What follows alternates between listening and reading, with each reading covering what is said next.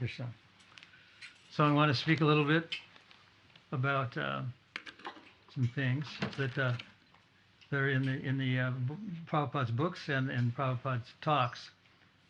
The thing I want to talk about today is something that Prabhupada is very dismissive of. It's called vipralipsa or diplomacy. It's not telling the truth.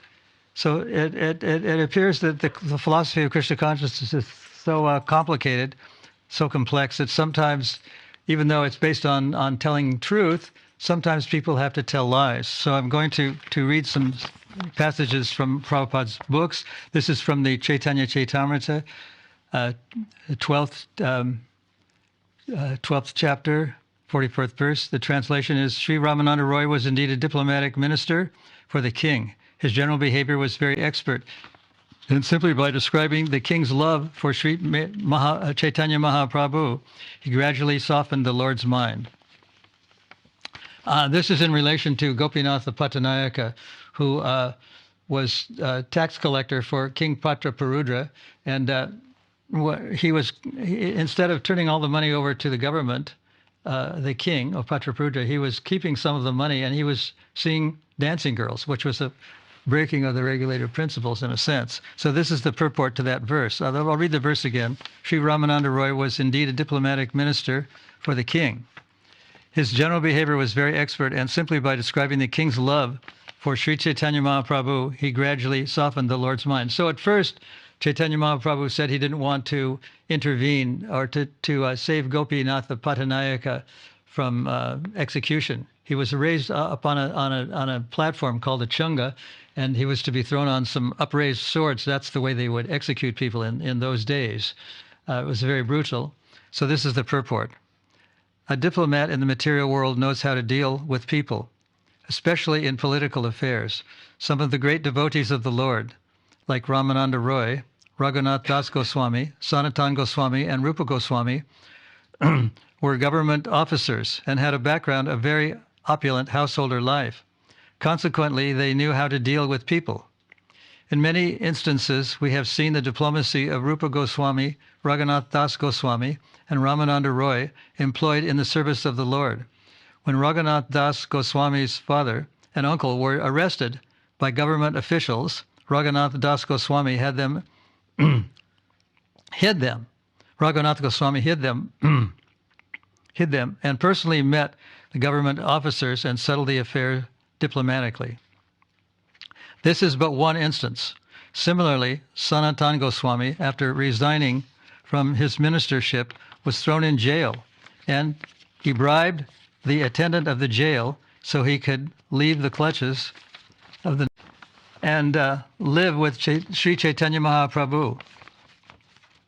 Now we see Ramananda Roy, a most confidential devotee of the Lord, diplomatically soften the heart of Chaitanya Mahaprabhu, despite the fact that the Lord definitely decided not to meet the king. The diplomacy of Ramananda Roy and entreaties of Sarvabhauma Bhattacharya and all other great devotees succeeded. The conclusion is that diplomacy used for the service of the Lord is a form of devotional service. I don't know if many of you know this whole story, but what Sanatan Goswami, how he escaped from prison, was that he actually told a lie. And his lie, Prabhupada says he devised a trick. And the trick was that people used to evacuate in the fields in those days instead of having a toilet. But the jailkeeper would accompany them to do it, would go by their side to make sure they wouldn't escape. So that's how he escaped. He went out to the field and then he ran away.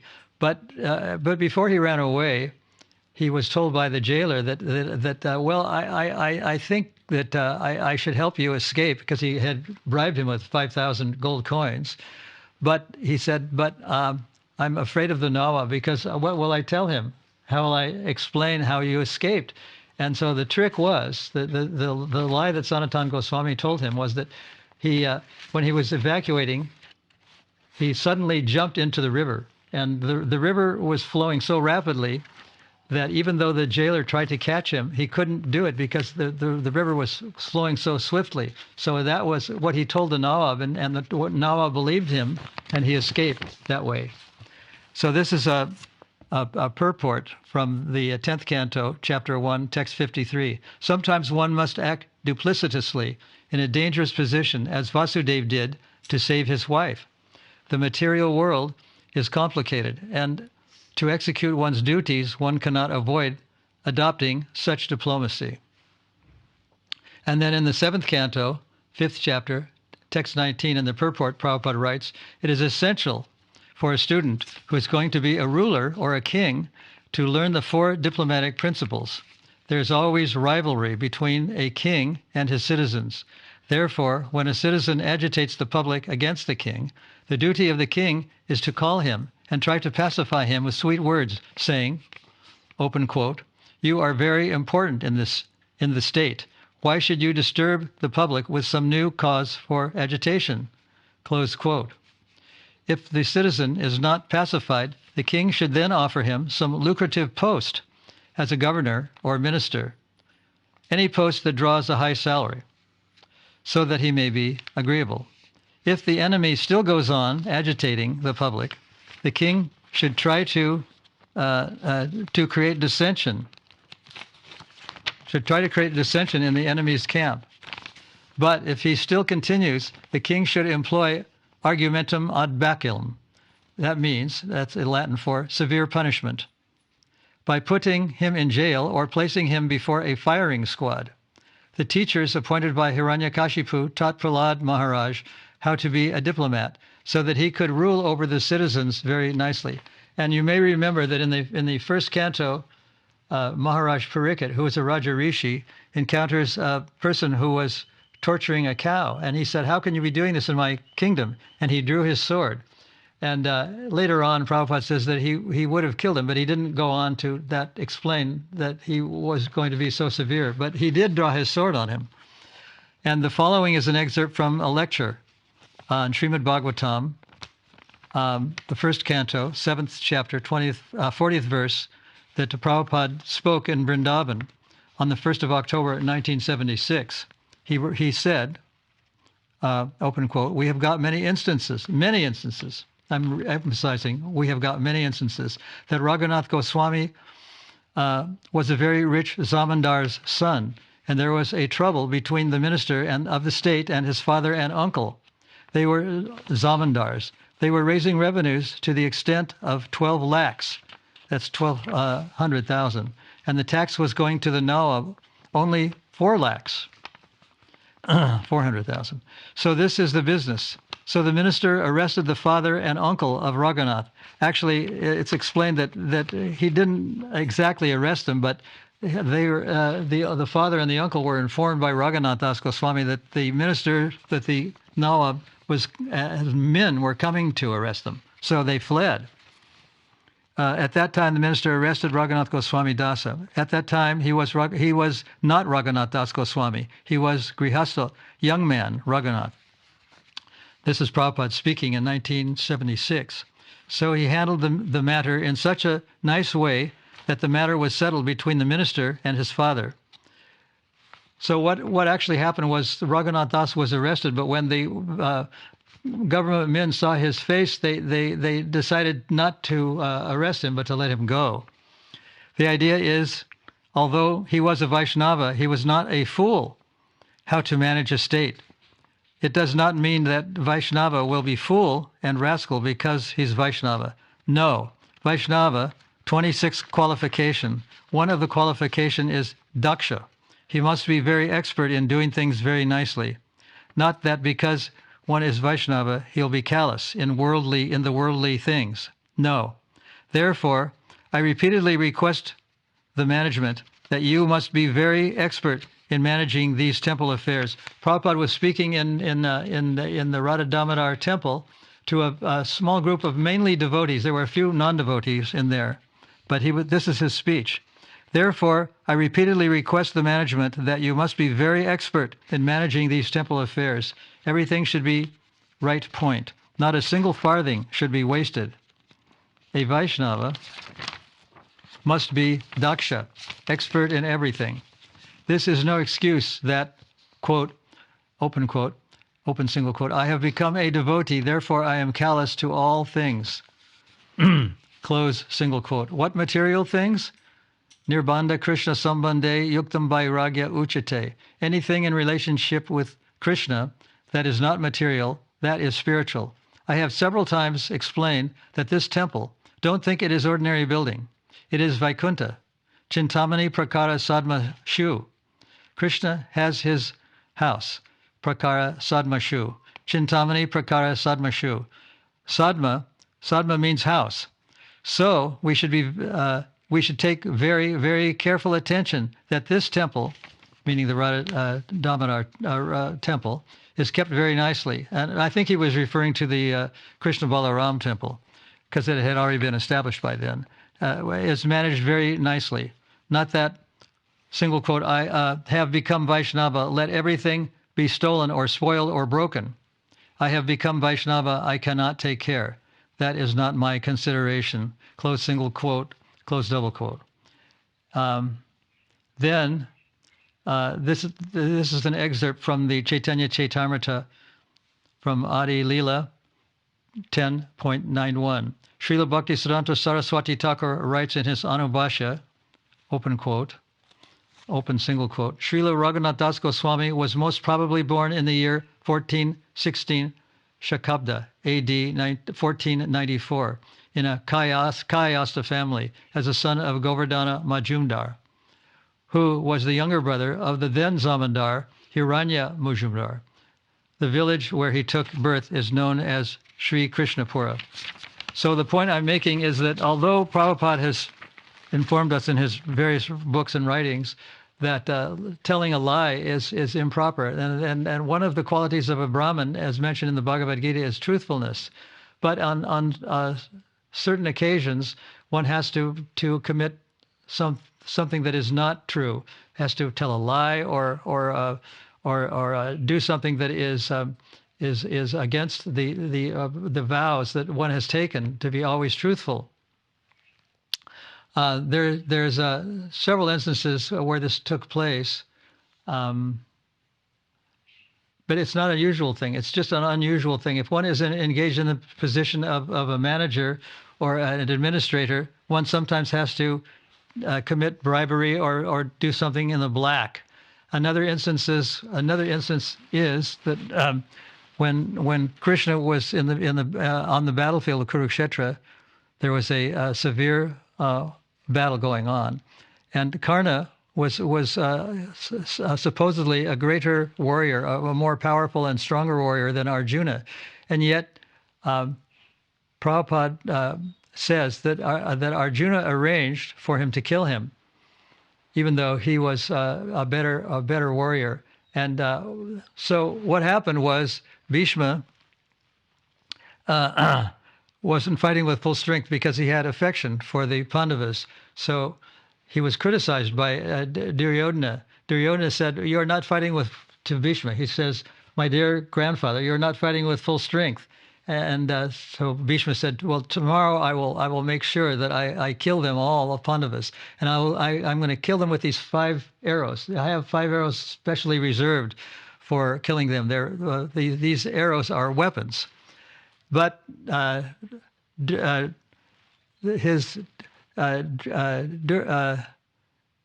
he was a little bit doubtful, and he said, "Well, why don't you leave the arrows here with me overnight, and then I'll give them back to you tomorrow morning." So Bhishma said, "Okay," and he said, "If that's what you want, I'll do it." So the next morning he came, but Krishna knew exactly what had happened because Krishna is omniscient; he's all-knowing, and therefore he told Arjuna that if you go back the following morning, you have to remind him that he made a promise to you. I forgot his name. It was Dhritarashtra's son, Duryodhana. And he said to Duryodhana, he said, "I want those." He said you get Duryodhana to recall that once upon a time Duryodhana had given you, Arjuna, a boon that you would have to do it. And so Arjuna said, and so Krishna said, "You go to him and you get those 5 arrows back." But he knew exactly what had happened. So when Arjuna went, he said to what's his name? Duryodhana. Duryodhana. He said to Duryodhana, he said, I don't know if you remember, but at one time you said that you would do anything I asked. You gave me a boon that you would do anything I asked. And he said, yes. He said, did you come because you want to stop this fighting? Do you want the kingdom without fighting? And I said, if that's why you're here, I'll give it to you. And he said, no, that's not what I'm here. I want those 5 arrows. And so immediately Duryodhana, what was his name? Duryodhana gave him those 5 arrows. And so at that time, Bhishma said, okay, now I know. He understood that this was actually Krishna's doing, was behind all this. He reminded Arjuna about the boon that he gave him. And he said, tomorrow I will fight so fiercely that I will kill all these five Pandavas. He said, will that make you happy? And Duryodhana said, yes, that will make me very happy. And so he said either Krishna, who made a vow that he would not take part in the battle, he would not fight, or his buddy, his friend, Arjuna would be killed, because I intend to kill him with these 5 arrows. But if you keep the arrows, I'm going to fight so fiercely that I'm going to kill him anyway. So the next day he was fighting very fiercely, and he fought so fiercely that he was attacking Arjuna with arrows, and it was a Kshatriya principle that when a person fought very vigorously, someone who was on a chariot, he attacked not only the person in the chariot, but the chariot driver. And since Krishna had agreed only to be the chariot driver, He received some of the arrows, but he received those arrows which were actually drawing blood as love bites, and because that was the rasa that Bhishma had with Krishna, the ghastly or chivalrous rasa. And there's a famous painting in one of the earlier books of Arjuna trying to stop Krishna from attacking Bhishma. He took the wheel of Arjuna's chariot, which had been broken, and started and used it as a chakra, and he started to advance against Bhishma to kill him. That was the rasa, and just at that moment, the battle, the fighting for the day ended, because that was the end of the day. It was a sunset, so he had to stop before he engaged in these ghastly things. So these are examples of how Krishna sometimes breaks his promise and goes seemingly breaks the regulative principles of in this case it was of Kshatriyas, in order to save the life of his dear one Krishna. So this is a very rare occurrence, but it does happen. It does happen that sometimes people are diplomatic and they tell lies and they violate their vows.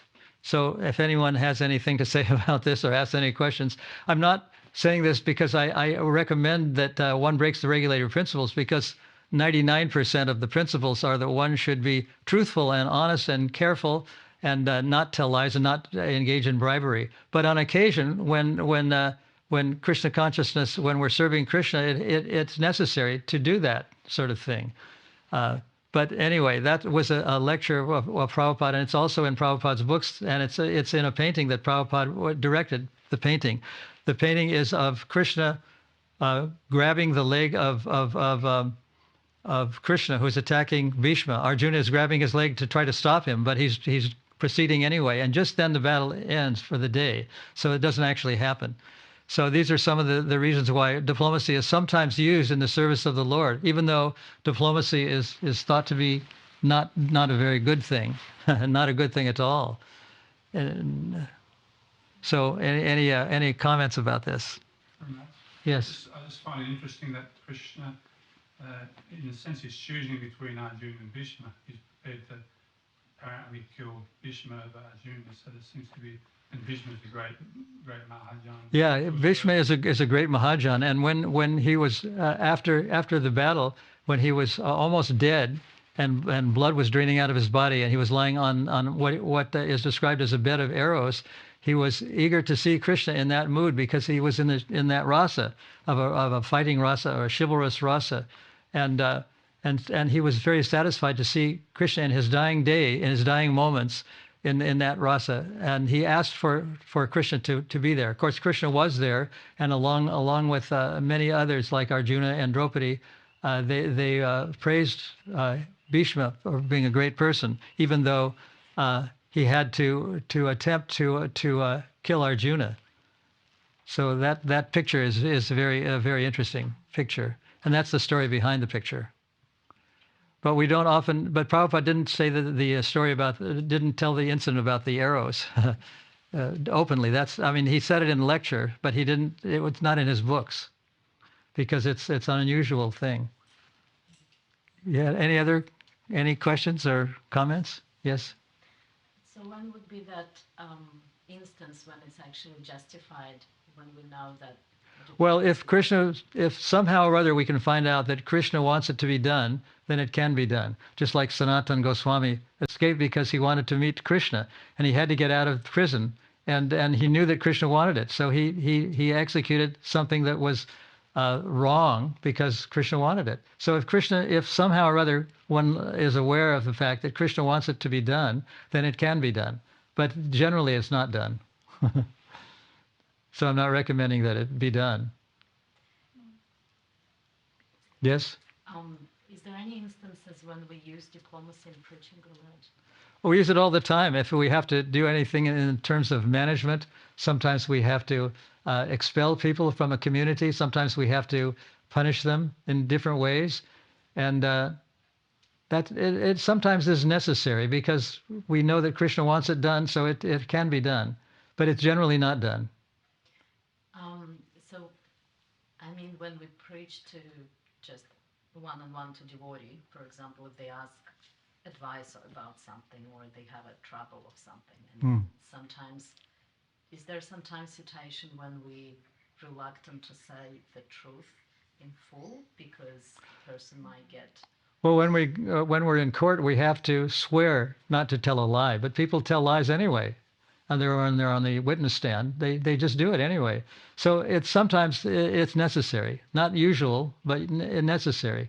So sometimes, in order to pacify a devotee, we have to tell either a part of the truth or not the whole truth, or we have to be diplomatic, so to speak, because it's been done. There's instances of diplomacy that's used in the service of God. Like when Krishna intervened on behalf of Gopinath Pattanayaka. Gopinath Pattanayaka was actually kind of sinful. He was using money to see dancing girls. He was breaking the regulator principles. But because he was in the family of Bhavananda Roy, who was very dear to King Parudra, he said that I didn't want him to be killed. What happened was Gopinatha Pattanayaka had a conflictual relationship with Pradra's son, the prince. And it was the prince who ordered him to be executed. So when the king learned about all what was really behind all this, and he said, I didn't want him to be killed. I just wanted him to give me the money that was due me. He reinstated him as a tax collector. Not only did he reinstate him, but he gave him a salary with an increased salary, and he gave him a gift of a beautiful piece of cloth that he could wear. So because he was related to the Roy family, Bhavananda Roy and Ramananda Roy, the King Parudra was merciful to him. So in a sense, he was interfering with execution. He was himself was being a diplomat, but being a king, that's sometimes necessary. Just like a king who is even a Raja Rishi sometimes has to punish wrongdoers in order to protect the citizenry. There's an instance of Krishna and Rama going in disguise among the people, especially Lord Ramchandra, because he heard people gossiping about him, that Sita, his wife, had been taken by another man, had been kidnapped by another man, and she spent time with that man. And so when he heard this, his reputation became smirched. And as a result, he banished Sita from the kingdom. So even though that's a wrong thing to do, he banished his own wife from the kingdom because he was being diplomatic. So these are some instances. So there's many instances, but generally it's not done. Generally, people are honest and sincere, and people like the Hare Krishna movement for their honesty and sincerity and truthfulness. Because in the material world, it's a very rare thing to find people that are always truthful and always honest and always upright. Very rare.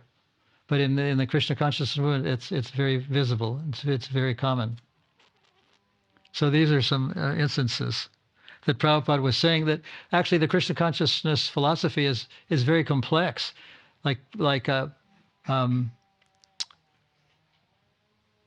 Vitrasura was a devotee, but he was made a demon. He became a demon, and after he was losing this battle with Indra, because the demigods and the demons are always at odds with each other, he was preaching to Indra, and even as a demon, and then he got reinstated. And then there was the case of Jaya, who was a doorkeeper in Vaikuntha, and he became a demon. And it's said that when he became Hiranyakashipu in a later birth, and he was given the choice of having 3 births as a demon or 7 births as a demon, or 3 births as a demon or 7 births as a devotee, and he chose to have 3 births as a demon. That's how Hiranyakashipu came into existence. And there's a photograph that's on one of our altars of Krishna in the form of Nrsingadev after killing Hiranyakashipu, sitting on the throne of Hiranyakashipu. And the reason he was sitting on the throne was that Hiranyakashipu had been a devotee, had lived in the spiritual sky as Jaya, one of the gatekeepers, doorkeepers of Vaikuntha. And so he was able to sit on his throne. And he didn't sit on the throne of other demons, even after he had killed them. But he did for Hiranyakashipu, because Hiranyakashipu was on his way back to Godhead. And he was going to return back to his original position. And that exists in the material world because in the spiritual world there are no people who are demonic. They're all spiritually oriented, and because it was a very unusual occurrence that he became a Krishna has a desire to engage in fighting, and Prabhupada sometimes says that people who are very highly elevated in the material world, like kings, for example, have sometimes wrestlers, and they do mock fighting with them because they want to fight.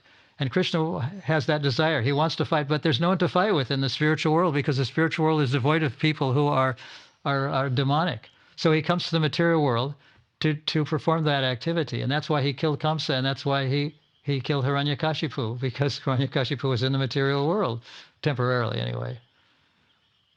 So that's a very interesting thing that we see Krishna in that role. Yes. Guru Maharaj, you said that we can use diplomacy if we happen to know that Krishna wants it. Right. How do we know that Krishna... Well, we all know, we don't know that Krishna wants it, but we can find out what Krishna wants by consulting with devotees who we feel are more advanced than we are. And if they give us the go-ahead to do something diplomatic or to say part of the truth or tell a lie or then we can be assured that that's what Krishna wants done, even though it's unusual and it's not ordinary. There's actually another story in Mahabharata about when Duryodhana was fighting with Bhima. And I think when they were fighting, he did something that... Yeah, what happened was Bhima was fighting Jarasandha. It was a 7-day long fight. It just lasted for it seemed like interminable. But Krishna gave him a signal. He was there. Krishna gave him the signal he pulled apart a couple of pieces of cloth. And that way, in other words, he was signaling to Bhima that he could kill Duryodhana if he broke the Kshatriya principles by striking him beneath the belt or in the that's against Kshatriya principles. So that's how he killed Jarasandha. He separated. He pulled him apart from his legs because he was as a baby. He was in two parts and he was joined in those two parts. That was his weak spot. And then Krishna said that's in the Mahabharata. He pulled him apart and won the battle. And that way he was able to dispense with Jarasandha. That's in the Mahabharata. Yeah, there was also when Bhima fought with Duryodhana, he also used some technique below. He hit him in the hips because he was not protected there. And then Balaram, when he found out, he was very angry because he said that it was against the rules and it was like a law to do. But at the same time, Krishna was the one who insisted on him doing it. Yeah, Duryodhana was very disturbed when he found out that they were killed that way, because especially when it was Aswatthama who beheaded the 5 Pandavas' children. When they were young baby children, and he brought their heads to Duryodhana, thinking that Duryodhana would be very happy that he couldn't kill the Pandavas, but at least he killed their sons. And when he felt their heads, he knew that they had beheaded children. And when he found out that they were beheaded in their sleep, he was very disturbed because it was a breaking of Kshatriya principles. So that was done because Krishna wanted it done. I'm just wondering if you feel like your devotional service to Srila Prabhupada has been a lot of fighting for ISKCON. What was the first part? Do you feel like your devotional service to Srila Prabhupada has been, a lot of fighting? You've been involved in so many battles for ISKCON. Well, there was a photograph of Prabhupada. I think it was in Newsweek or Time. It was about a fourth of a page of Prabhupada pointing and looking very severe. And in the extended caption, it said that he wasn't an ordinary sadhu, that he sometimes used force. And if we read Prabhupada's teachings, we find that sometimes he was even acting as a policeman. And Krishnadas Kaviraj enumerates, and Prabhupada approves of it, of the 13 pseudo-Vaishnava sects. So throughout Prabhupada's writings, he's very dismissive of people who are pretenders or charlatans, who are either sannyasis or Buddhists or whatever, or pseudo-Vaishnava sects. and they pretend that they're Vaishnavas. And many times Prabhupada criticizes those kind of people. And it's kind of unusual that a devotee is critical. And there was an instance when Bhaktivedanta Manor was in a 10-year battle with the local government, the local government said that they couldn't have public worship except maybe 4 times a year in Bhaktivedanta Manor because it was zoned, according to Hartsmere District Council, now Hartsmere Council, Watford District Council it was called. It had been a nunnery, an educational institution for nuns, and it was zoned.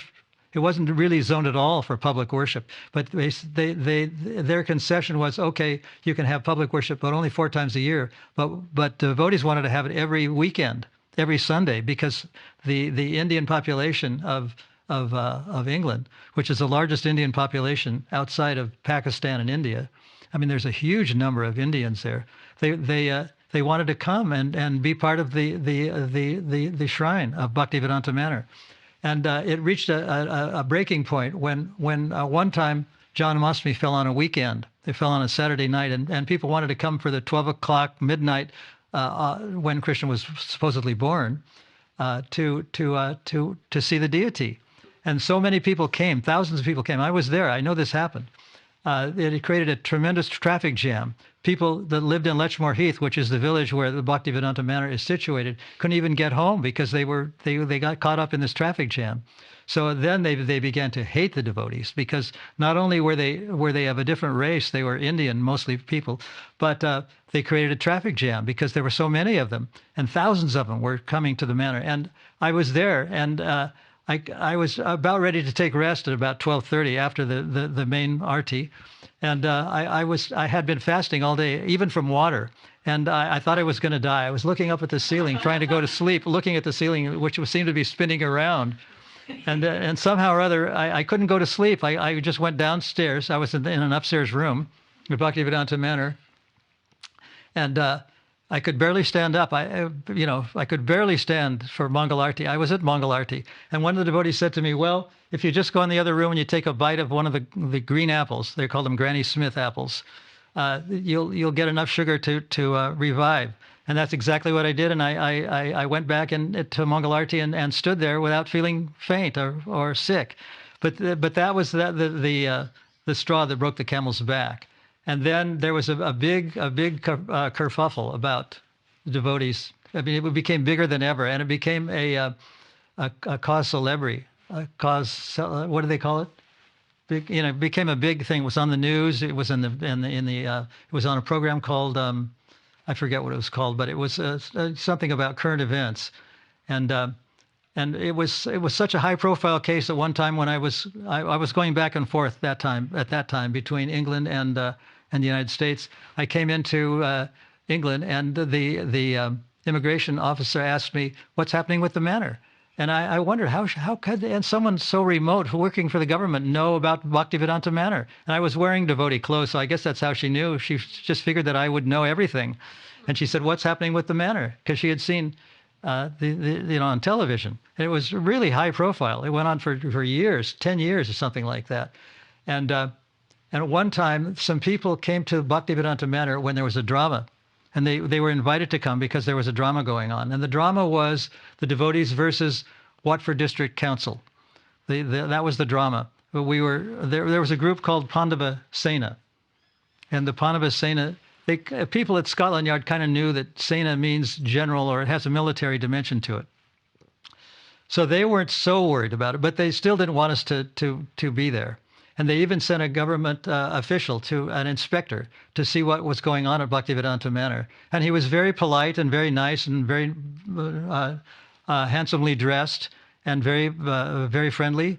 But just still in the back of his mind, he didn't want, his report to the government was, these people are violating the planning permission by having public worship at Bhaktivedanta Manor. So then the central government said, "I'm sorry, you can't continue. And we'll offer you another spot that you can have." And it was formerly a bus station, and the devotees didn't like the new location at all. They didn't think the devotees should have to move, which is the case. And so it went on. There were several court cases, and it went on for something like 10 years. And the reason that it went on for so long was that the Watford District Council was the planning group there was very against the devotees. And it's because they were very conservative. And then at one point, the conservatives, the planning committee was either 7 or 9, I forget which, but it was an odd number, so that that the odd number would always win. And at one point, the liberals won, and instead of being a 5-4 in favor of the conservatives, it was 5-4 in favor of the liberals. And at that point, because the local planning authority has jurisdiction over the central government because of planning, it couldn't be reversed. And as a result, the central government had 2 news releases. One was if we won, and one was if we lost. They were both 7 pages long. The one if we lost was that we were creating a disturbance. We were disturbing the neighbors. We were creating bad traffic jams. We were ruining the environment, and so on and so forth. And the other news release, in case we won, said that we're not doing anything evil. We're benefiting the environment. We're not disturbing the neighbors, and we have an entrance from another side that's not going to interfere with anything. And so when the liberals won the case, it couldn't be reversed. And so the government released their second news release, the one that said that we were okay, we were good people, and that existed, and it still exists today. And as a result, the worship goes on not only weekly, but even during the week. Thousands of people come to the manor. Anyway, getting back to this drama, what happened was that there was a group. They were part of a magazine newspaper called Hinduism Today, and their leader was a Texan who had a long beard, and he kind of looked like he might be Indian. It was hard to tell because he was dark complected and he had a beard. And during the drama, these people got up and walked out, just walked out in the middle of the play, and we couldn't understand why. But Akundadi, who was the sort of driving force behind getting Bhaktivedanta Banner to be legalized, said that the reason they left was they told him that what we were doing was very anti-Hindu, that we were taking issue with the government when we should comply with whatever they said, and that was the reason they left. But in any case, we did win the case finally, and we had a big victory dinner, and it was a success, and it was Krishna's intervention that caused this to happen, because we lost all the court cases. It even went to the European Court of Human Rights in Den Haag in Holland, and we lost, and those people refused to hear the case. So we lost all the court cases, and we lost at the Watford District Council level, but somehow or other, the liberals got that swing vote, and they ruled in favor of the devotees. So that's in existence even now. And what happened was one afternoon, a group of Hindus, they were mostly Gujaratis, because in 1968, they were kicked out of Uganda by Idi Amin, because Uganda is the nearest African state to Bombay, or to England. So there was a big kerfuffle, and they organized 35,000 people to convene at an underground station called Holborn Station. Holborn is one of the nearest stations to Westminster, and these 35,000 people, without being directed or prompted by the devotees, decided to protest this, and they convened at Holborn Station, and they marched on to Westminster, and it was even videotaped, and I saw the video of policemen carrying elderly Hindu women in their 70s and 80s away, because they were at Whitehall at Westminster protesting the government's action. They considered that Bhaktivedanta Manor was the most important Hindu temple in the UK. So they decided to do this march, and 35,000 people was the number. They decided to march on Westminster, and that's why it became such a high-profile case, because it was known to the government and everyone in England that the Hindus were disturbed by this ruling. So that's what happened.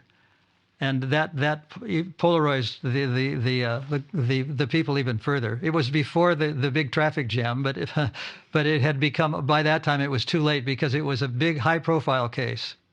The television program that was a magazine program, now I remember, it was called Panorama, and Panorama interviewed the people in Letchmore Heath.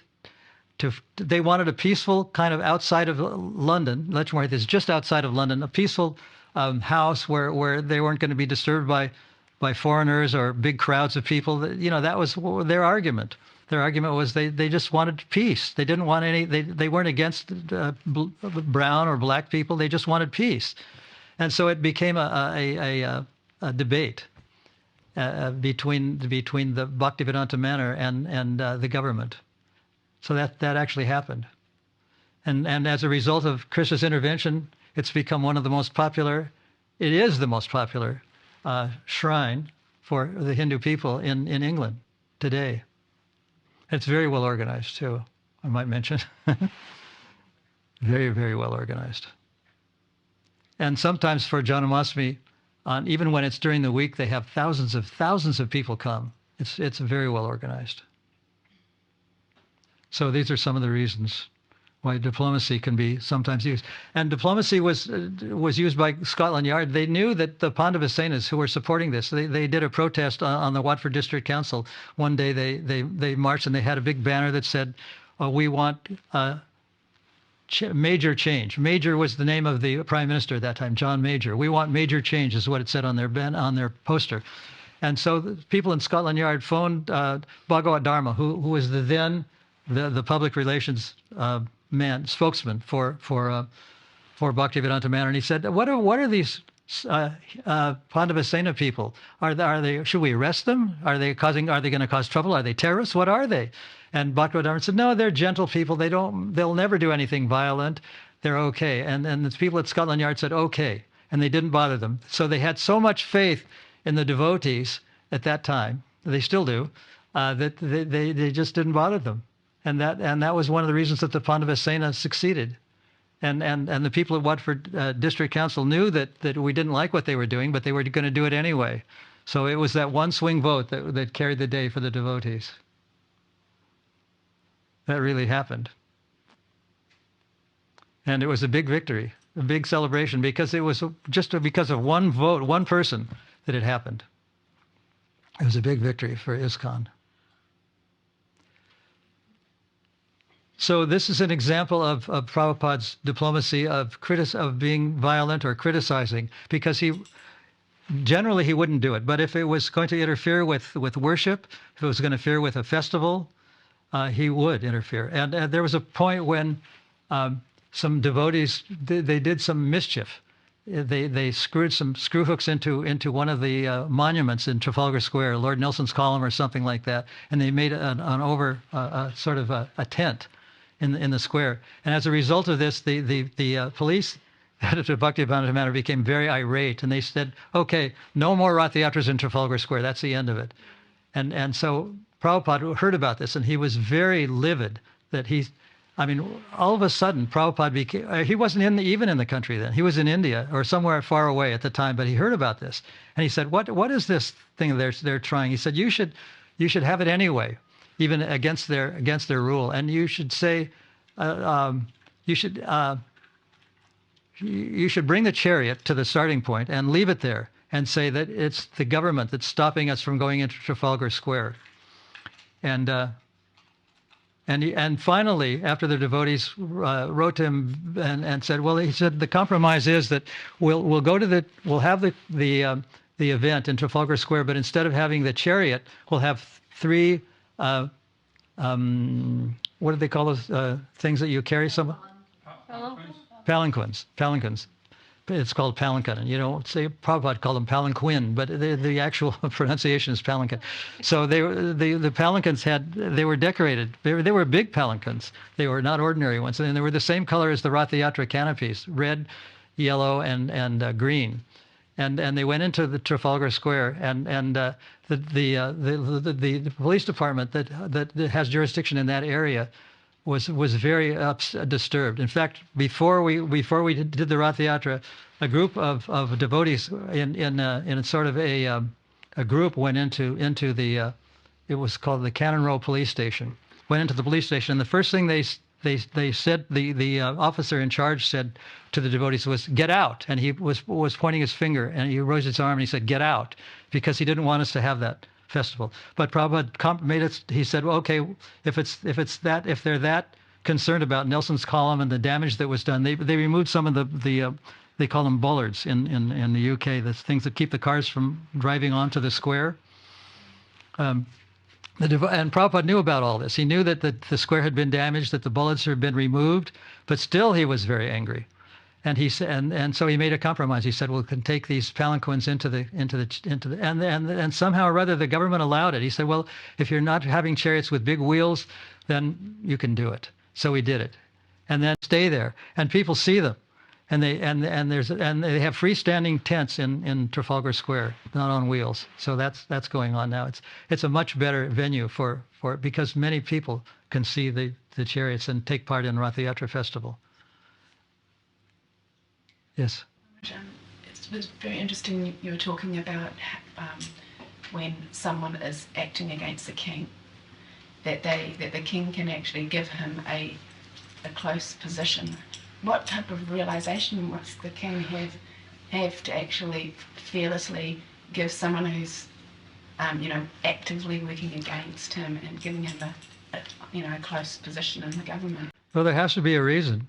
There was a pianist who was put in jail, a black pianist, for something he may not have even done, but because the police and the government were against black people in the United States, he was put in prison, and it was a federal prison. And he did about 2 or 3 years in prison. And when Kennedy was the president of the United States, he let him go. He exonerated him from blame. Because he was reasonably famous and he was very, very talented. And because it wasn't actually proven that he did anything wrong, the president allowed him to be freed, and he exonerated him from blame and from prison. So if the king or the prime minister or the president has a good reason, or thinks he has a good reason, he can do it. He can release a person. He can do the necessary. He can be diplomatic, and he can go against what the police are doing if he has a reason for it. And that was his reason. And he was thought to be a very good president because he released a person from a federal prison. So if he's either has a good reason or says he has a good reason, he has the power to be diplomatic and to tell what some people think is wrong. Or a lie. Because you don't hear about many people who have that quality of heart in in our day and age of leaders who actually are, sort of like when you were explaining it, that someone could actually, see someone who's working against him, and then, or Kennedy, could see the good of that person, and then used his power to. Yeah, well, that's one reason why John F. Kennedy was a very much loved president of the United States, even though he had to punish criminals sometimes, but because he had a heart, and there wasn't actually proven that this person had done something wrong, and he released him from a federal prison.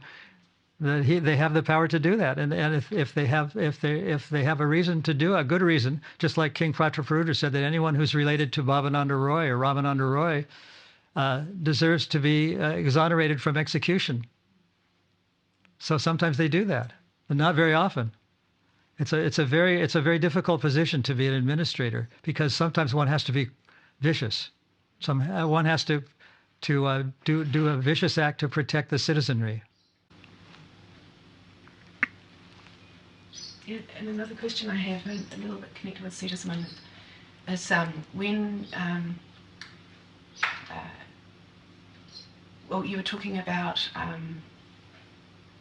when someone is, you're talking about the Hindus, how they left the play because, or they left the Pandava saying thing because they felt it was un-Hindu, and it's a little bit like when Jesus Christ was saying that you turn the other cheek, and that's kind of like, that's a principle that a lot of Christians act with, you know, that you don't fight back, or you just, you know, take that more passive, tolerant role. Mm-hmm. But you're talking, and also we have as well, like, you know, Chaitanya Mahaprabhu says, Srinada Pisani Chana, but you're talking about this different type of act. So also I've heard that, you know, sometimes you have to, you know, like if someone's attacking, sometimes you have to, you know, come down in order to fight. Right. You know, like you have, it's kind of what you're talking about, but I've heard that you have to, you know, throw away the higher principle in order to, you know, combat that, right? So that's actually giving up the higher principle to. That's one of the reasons why it's difficult for people to understand an indirect rasa. How can you have a chivalrous rasa, or like Ravana had he was Krishna conscious. I mean, Kamsa, he was Krishna. He was always thinking about Krishna, but he didn't have bhakti. So sometimes that happens, because there are such a things. That's why the Krishna conscious philosophy is a little complicated and difficult for people to understand, and that's one of the reasons why people leave the Krishna conscious movement, because they wonder how a sadhu could actually be cruel, could punish a wrongdoer, because they think that Hindus are by nature always opting for passive resistance, just like Mahatma Gandhi. And Prabhupada refused to call him Mahatma Gandhi. He called him Mohandas Gandhi. He said, oh, he's not a Mahatma, because he was against, but he was passive in a way, but in another way he was not passive. So, but he was generally passive, and he wanted Hindu-Muslim unity. That was what he was fighting for. But when they divided Pakistan and Hindustan into separate countries, there was a wholesale carnage, really bad war going on between. I mean, there was always before that some differences, some minor scuffles going on between Hindus and Muslims. But when they were in separate countries, because many, and you know about this, Alkayananda, many Hindus had to go to Pakistan. Many Muslims that were living peacefully in West Bengal had to go overnight, because it was done in 1970 and 1967, I think. Wasn't that the separation? Yeah. It was really a bloody horrible battle. They thought they were doing the right thing, and Gandhi thought it was good that he would finally separate them, but it wasn't a good thing, because millions of people died in the battle between the Muslims and the Hindus. I mean, we don't even know how many people died, because they won't even release the figures officially. But some say it was 100, some say it was 1,000, some say it was 1 million, some say it was 10 million. We'll never know. But there were bodies in the streets. Prabhupada remembers that. There were dead bodies lying in the streets of Calcutta that were chopped up with machetes. So sometimes like passive is actually violent, and What? Sometimes passive is Yeah. actually Is more violent more than. violent, and sometimes like the violence has actually got a better result. So that's one reason why some people don't like Prabhupada, because he was sometimes very critical of Buddhists, of Muslims. I mean, generally he was very favorable. When he was confronting them directly, talking with people, he was very friendly. But in his books and his lectures, sometimes he would criticize people who were either impersonalists or atheists or whatever, or rascals. He would call people rascals and plunderers, government people, because they were. And Prabhupada would not, he would believe in calling a spade a spade. Is what separated Prabhupada from the many sadhus who existed, that were always in the passive mode. But he was not that way. And if someone was against Krishna consciousness, he was against them. And he would know, and we would know why. He was not diplomatic. Pardon? So he was not diplomatic. He was not diplomatic then, but he could be diplomatic. But if a Muslim came to him and wanted to join Krishna consciousness, he was very friendly. You could say he was diplomatic then, but he was against the. There was a group called the Naxalites in South India. You may have heard of them, who were very violent. A group of Indian people called Naxalites, and they even fired bullets at devotees when they were giving talks in that area. And at one point, Prabhupada said, well, I'm not going to appear in public after this. But he did anyway. And there was a lot of trouble with Nair when they were getting that property in Bombay. I mean, if you've read Giri Raj's book, the first 100 pages of it, you can see how he was really a white-collar criminal of the first order, the highest order. He would take down payments from people and pay off the police to have them kicked out of the land. And he thought that was going to happen with devotees. And at one point, he died. And it was, and no one, people the devotees had kind of given up. They thought, okay, it's not worth it. Let's just leave this place because this guy is very powerful and he's going to get the police and the government against us. And then one day he died, and he killed himself. He had immersed himself with petrol and lit himself on fire, and he was dead before the ambulance even arrived. But the devotees didn't even know this. They just saw an ambulance. He was living close to the Bombay temple. They just saw the ambulance leave. And then they found out. And there was a devotee named Mighty Healy. I think she was an American. Who, when the demolition crew, who were bribed and paid off by Nair's wife, Nair had died a few years before. She stood with her arms outraised in front. The only thing that remained of that temple was it was in a Quonset hut. And I don't know if you read Giri Raj's first 100 pages, but the devotees really underwent severe austerities. They were sleeping on the mud floor. There were dozens of mosquitoes all at night, and the rats were chewing on their feet at night. And it was horrible, but the devotees stuck it out. And then, so Nair's wife decided, well, we're going to demolish their temple. And so she arranged to have the police paid off and a demolition crew. And they came, and when the first time I went to India, I was with Shyamsundar, and it was at night. It was in December, I think. Yeah, it was in December. It was kind of chilly. It wasn't cold. It was chilly. We were walking across the land, and a car came up behind us, and we didn't see the car. We just saw the headlights. And then devotees started running in every direction. And I said, why are they running? I asked Shyamsundar, why are they running? It's just a car. I mean, why are they so afraid of a car? And then he pointed over to what was left of the temple, and he said, that's the reason. And there was just these supports with piles of bricks at the bottom, and they had destroyed the whole thing. And this one woman named Mamaita Healy had her arms out like this in front of the house with Radharasa Bihari deities in it. They were the only thing left standing. And she said, if you touch them, you'll have to kill me. And they started to drag her away by her hair. And just at that point, the demolition crew departed. Either what happened was they thought that they were going to get cursed by the Supreme Lord, or higher up in the local government called them off. Well, one of the two things happened. We don't know which happened, but they left the deities standing. And then the law in Maharashtra, in Bombay particularly, is that if a building is destroyed on a property, if it's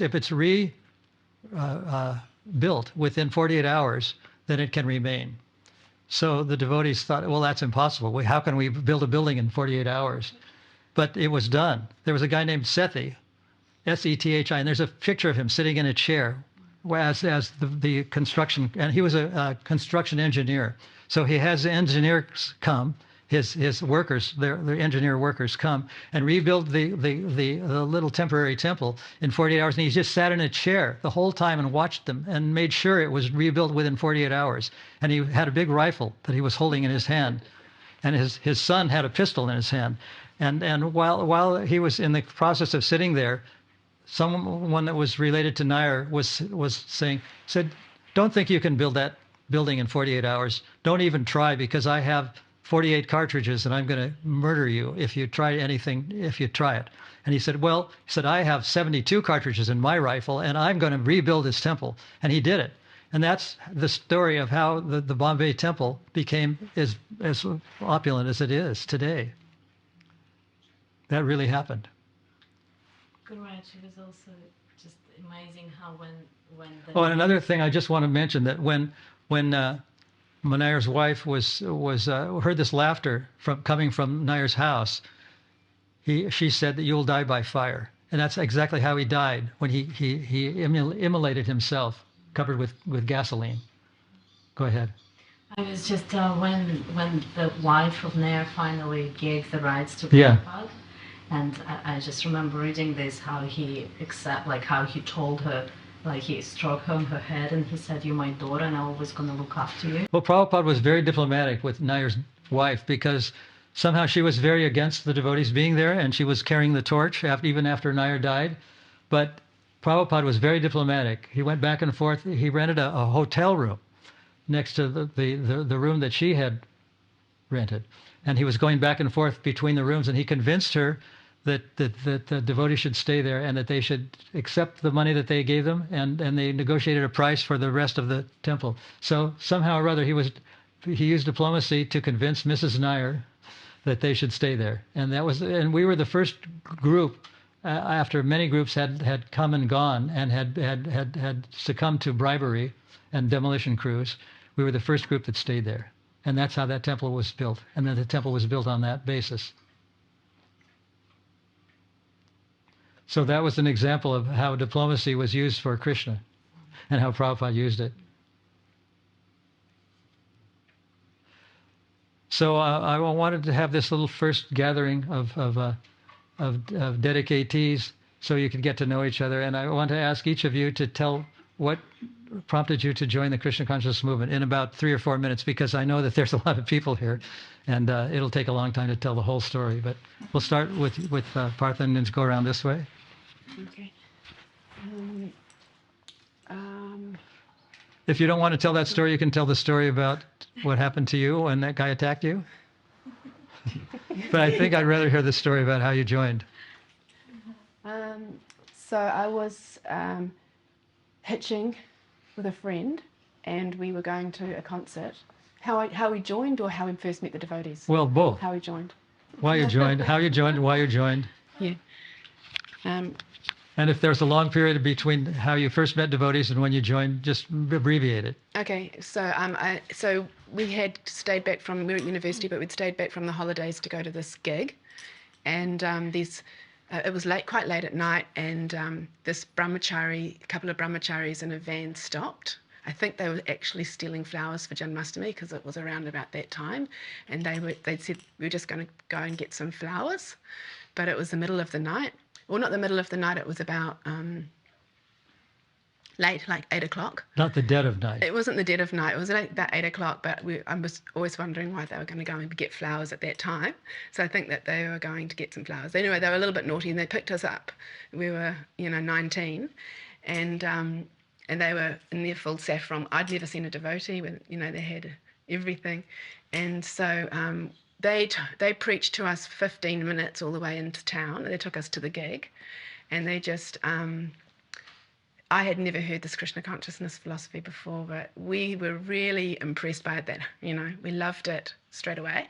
So we paid our tickets to go in.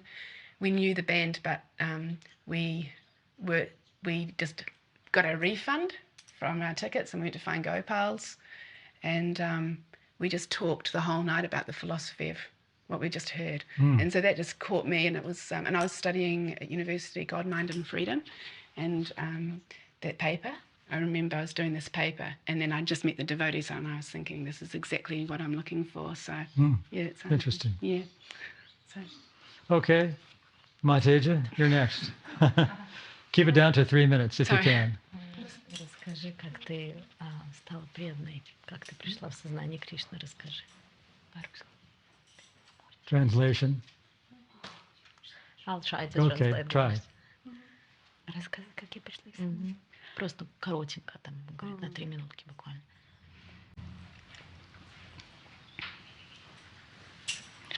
Вспомни честно. Ну, как я пришла в сознание. Я работала в агентстве печати новости. Я работала в агентстве печати новости, и там среди журналистов, и они очень любят читать, знать обо всем, коротко, в курсе всех событий, поэтому часто там были проводились книжные ярмарки. И однажды туда пришел преданный с книгами, которые были первые такие книги, которые были в России. Такие с тонкой обложкой. Какой-то кришнаит пришел прям почти у стойки с милицией, и он разложил эти книги, и я просто подошла и стала смотреть, чувствую, что не могу от них отойти. Какая-то энергия от них шла очень сильно. Я сначала брала красную книгу Бхагавад-гиту, потом синюю Бхагавад-гиту. И потом я просто не знала, что взять, но чувствую, что надо обязательно брать, потому что они были философские, я любила философию. И тогда я спросила у этого преданного, вот я никак не могу определиться, какую мне книгу лучше взять. Он говорит, ну, видимо, посмотрел, что я в женском теле, и сказал, ну, говорит, возьмите, говорит, вот эту синюю.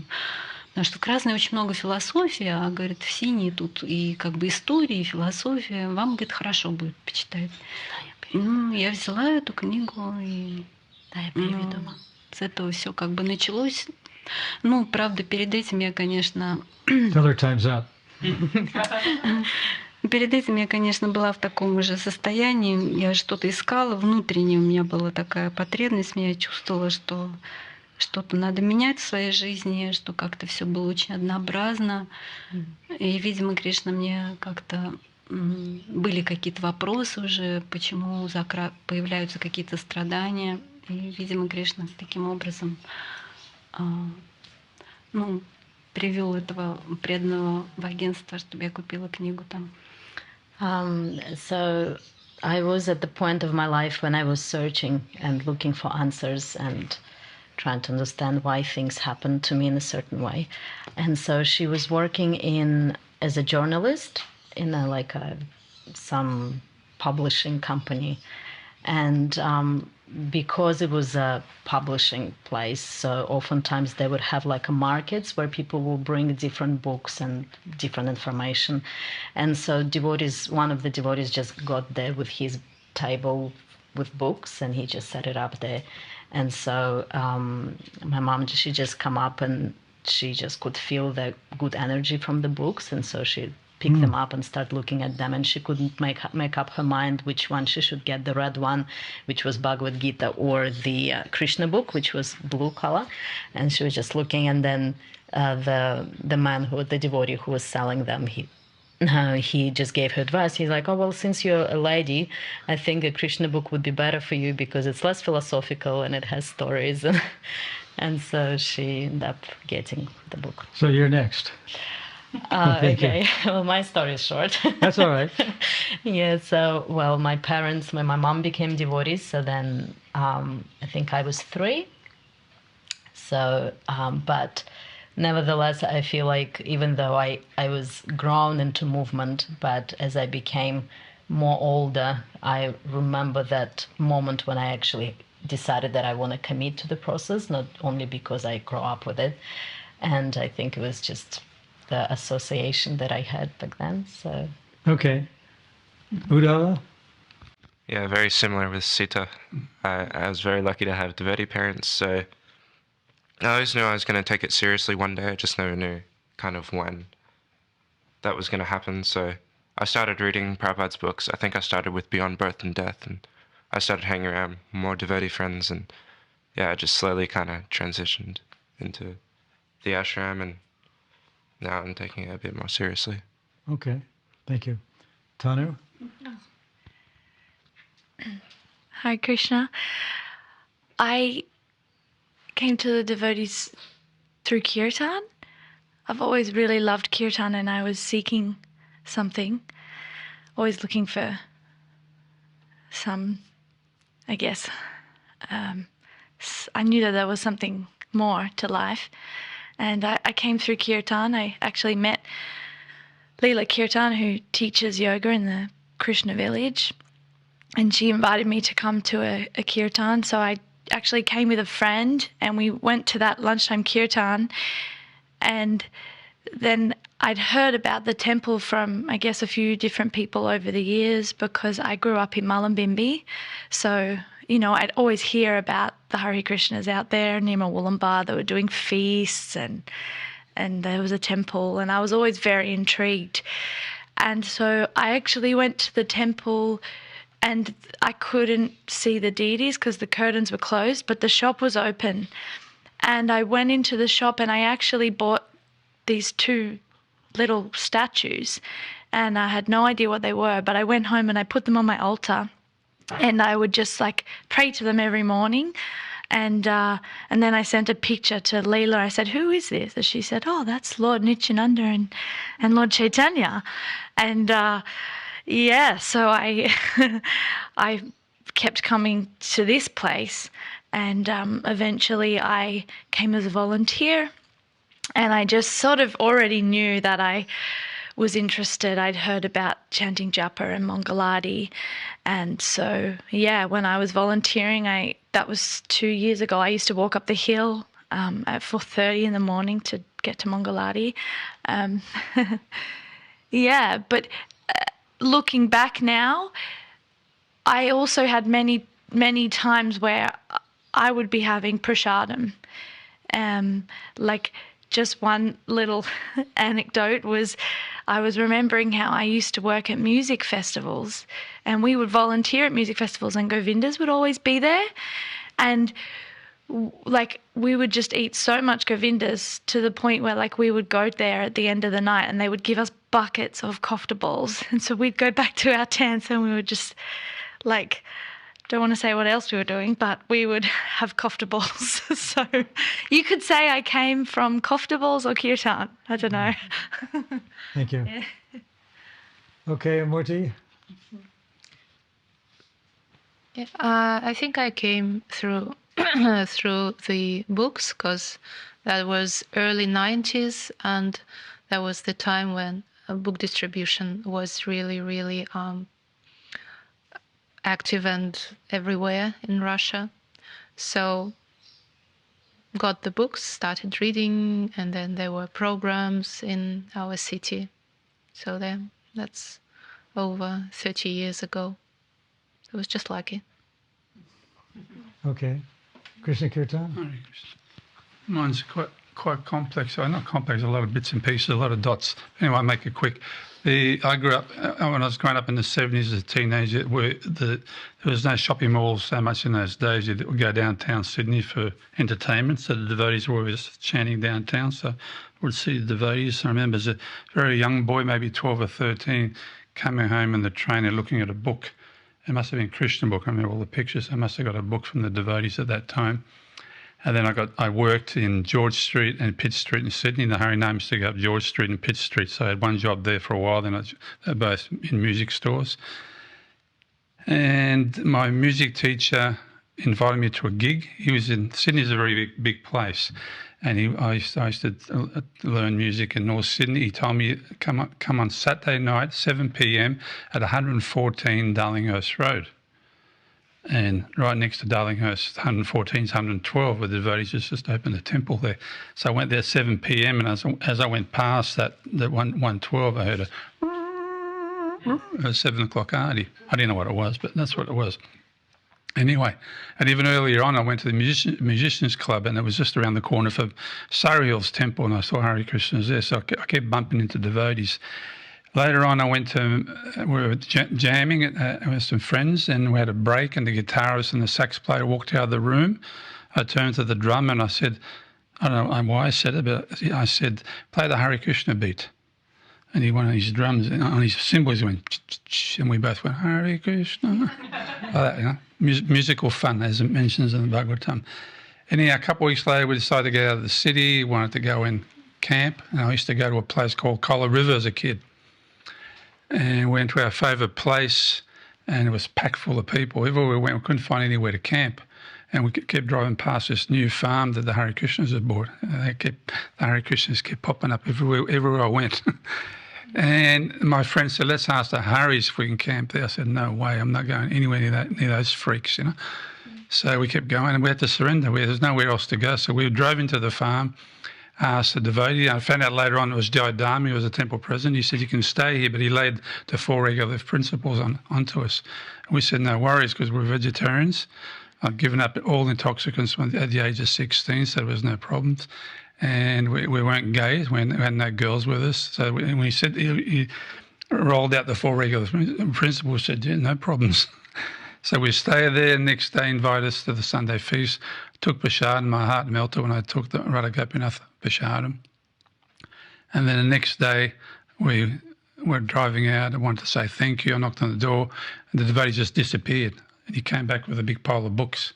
He said, for me? He said, yes. For free? He said, yes, as long as you read them. I said, if you give them to me for free, I'll read them. Anyway, so on the way home, he took our phone number as well to invite us to festivals. On the way home, we started reading straight away for about an hour and a half on the way home. Kept reading when we got home. Got a phone call the next day. They passed the phone number onto the city temple. It was Brigu Putty. Said, I heard you guys were at the phone. Come and visit. And he convinced me to come into the temple and gave me some beads. I went home and chanted one round under the bed sheets so no one could see me. And I chanted 4 rounds the next day. I'd finished the book. I was on the second book. Chanted 16 rounds the third day, and I joined up the 4th day. I said, this is it. This is the real McCoy. And that was it. Thank you. And then later on that year, that was early 1980, you came to August, and I got to meet you as well. It was your first visit. Thank you. Hare Krishna. That was a short version, by the way. You don't have to do it because you're not a dedicatee. I think Krishna. Oh, he's got a Shaman good Rika's story. He's going to got be quite a next. good story though, Guru Maharaj. Huh? He's got quite a good Okay, story. go ahead and tell it if it's a good story. Can't resist a good story. But keep it short, don't tell a long version. Okay. A short version. I was born in a Hindu family. I never heard about, I never seen the ISKCON, never seen his Gaudiya Math devotee. I never met it. And then village people, some people came to Sonar Gauranga Navadvip temple, and they talking about Vrindavan and Navadvip. And I heard, and that time I was 20 years old. And then I heard the Vrindavan is so beautiful, Navadvip so beautiful, Sonar Gauranga Mahaprabhu about that. And then automatically I want to see this place. And then 2-3 people we going to giving to exam to 10 class. And then we go to their parents saying, hey, we can come to Rajar Virat, where is the Pancha Pandav incognito. Okay, what do we do there? Whatever you want, they can give you. Okay. And then we 4 people, we going to exam to 10 class. Then we go before over there in Rajar Virat. And then we go there, and then Lord Yudhishthira Maharaj worship 1 year the big Vishnu Murti, the stone. Lord Yudhishthira Maharaj worship that, and then big banyan tree over there, and then I pray, hey Lord Vishnu, you give me how I can go safely India and see the Vrindavan Navadvip like that. And I pray in my mind inside. I didn't explain anybody. And my 2 or 3 students with me, and they pray how to exam pass and good result. And then I come back and we whole day fasting, Maharaj. And then we came back home, and after a few years that happened. I came without passport. I came to India, and I came Navadvip, I came Varanasi, and then I joined with Bharat Seva Ashram, the Lord Shiva's temple. And they're saying, hey, one Gaudiya Math devotee, first time I saw there, hey, what are you doing? I can, I'm doing the water on the garden, flower garden. And hey, you are Bengali? I said, yes. And then he's saying, why are you wasting time here? You can go Mayapur ISKCON in Navadvip. And then you can see the big ISKCON, lot of young devotees join over there, look like you. That time I was 24 years old. And then, okay, I have money, and then just I left Varanasi. And then I came to Mayapur, and then I saw the ISKCON gate, the main gate, and then, oh, this is my life. And then I asked to a gatekeeper, if I join here, what I have to do? And he said, you go 210 long building. I go, I have no idea, I don't see. Just I first time came. Okay, I will take you. And he take me over there, and then where is the new devotee join?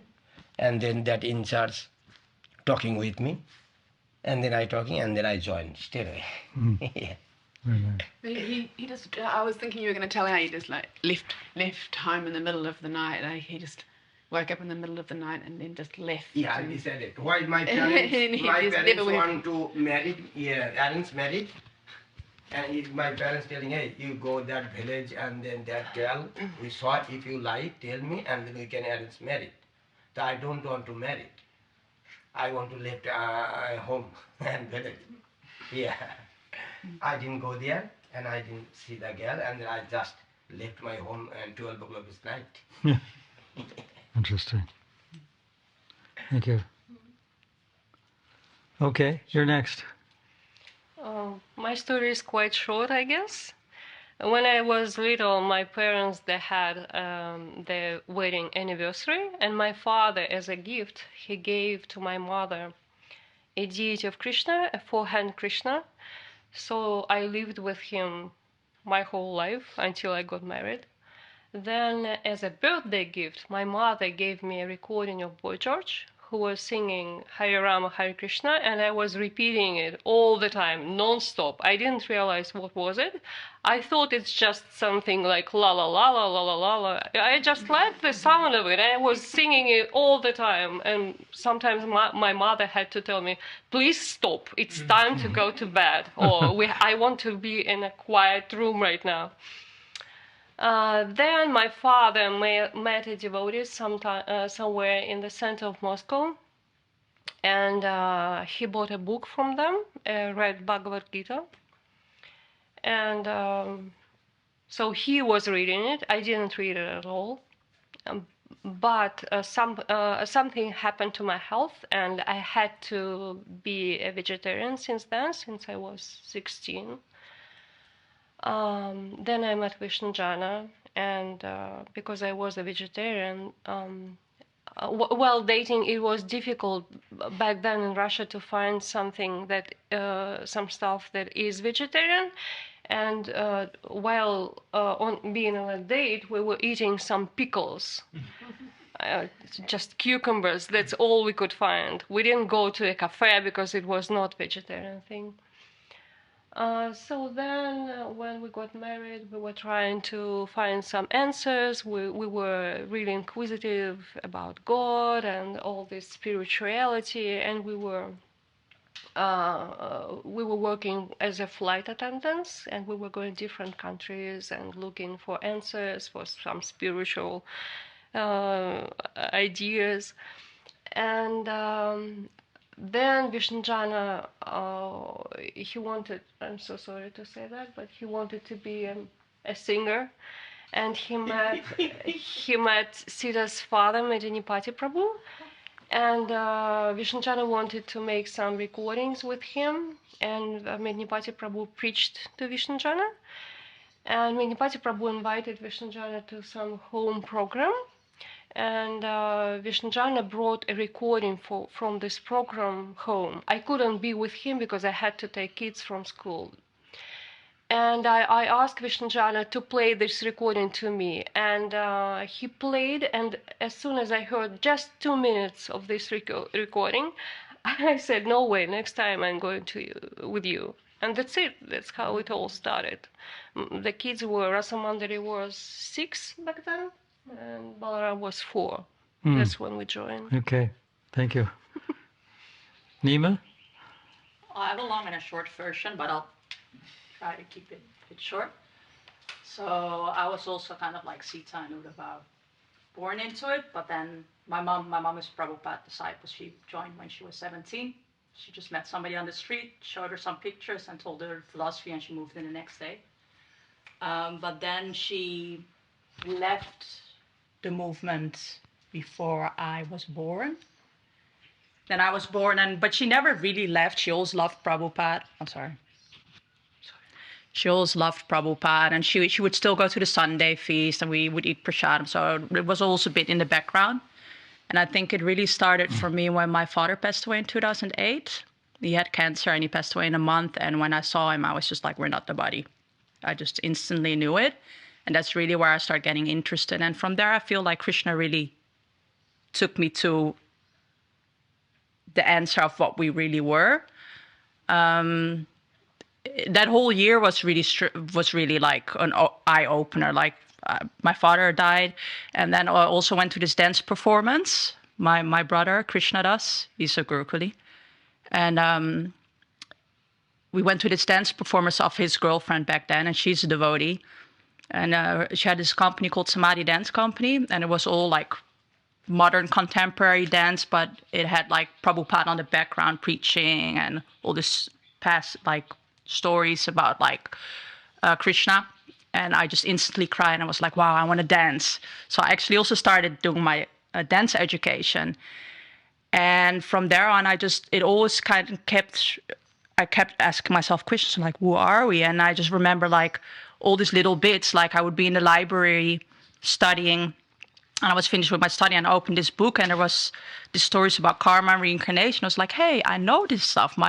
Because my mom started practicing again after a while, like I think from when I was like 17, 16, she was practicing again. And I was like, hey, I know this stuff. This sounds like something that I'm interested in. And I was just really obsessed with knowing who I really was, like if we were not this body. And I would like Google all this religion, and like Hinduism would come, and it would all go back to what my mom was practicing. And then I also had my brother like telling me all these things about Krishna consciousness. And yeah, I think at one point I just was ready to read the Bhagavad Gita. And I remember just reading and like, whoa, woo, Arjuna, oh, what is this? The introduction was just so intense. And but I was just so dedicated to finish this book. And I just remember being with my friend, and I was reading, and I just looked up and I was like, God, you exist, don't you? And I just started crying. And then I also had this dream about Krishna. And long story short, I started getting all these internal things, like just feelings about Krishna.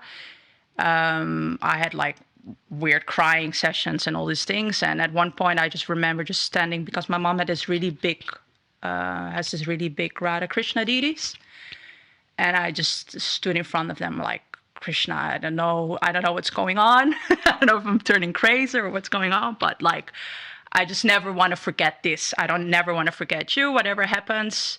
Because I also believe in karma and reincarnation, so that was no question. I was like, if I have to come back many lifetimes, I don't care, but never ever make me go through this again. I just always want to remember you. And from there on, I just actually started practicing. And that's it. Very that good. was in 2008. Thank you. Yeah. Vishnu John, do you want to video yourself? We have to turn it around. Well, my story has been told already. Tell it again. Just keep it short. I think Sita's father, Medinipati, actually used diplomacy and maybe even a lie.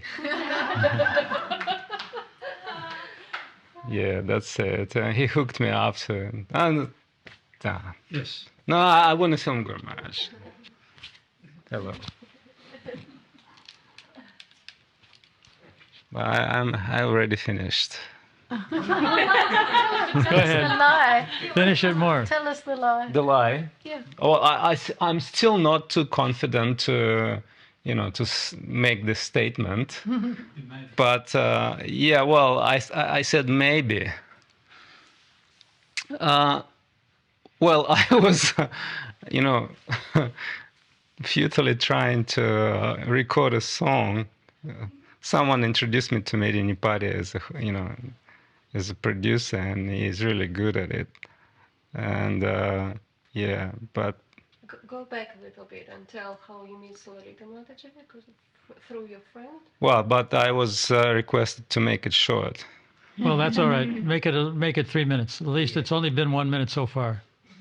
Well, I have a friend. He's a musician. We met in 1990 or something like that. And at some point he was recording there was a Radio Krishna Loka in Russia at some, No, I didn't know point. He made some recording for the Krishna Loka, and so he met Sulalita. Her name is Sulalita. She's a vocal teacher. And at some point he was trying to record me, and he could see that not a singer at all. And he said, well, there's no way I can do some recordings. There's no way. Will never happen. You have to take some vocal lessons at least. Try. So he introduced me to that Solalita, and she was kind of hiding herself as a devotee. She was trying to kind of vaguely preach some kind of yoga. And I said, well, no way I'm going to yoga. I have no time for that. And so now it's different yoga, and I'm going to introduce you to a really good producer. So that's how I met Medinipati. Medinipati was spending hours in the studio trying to improve my singing.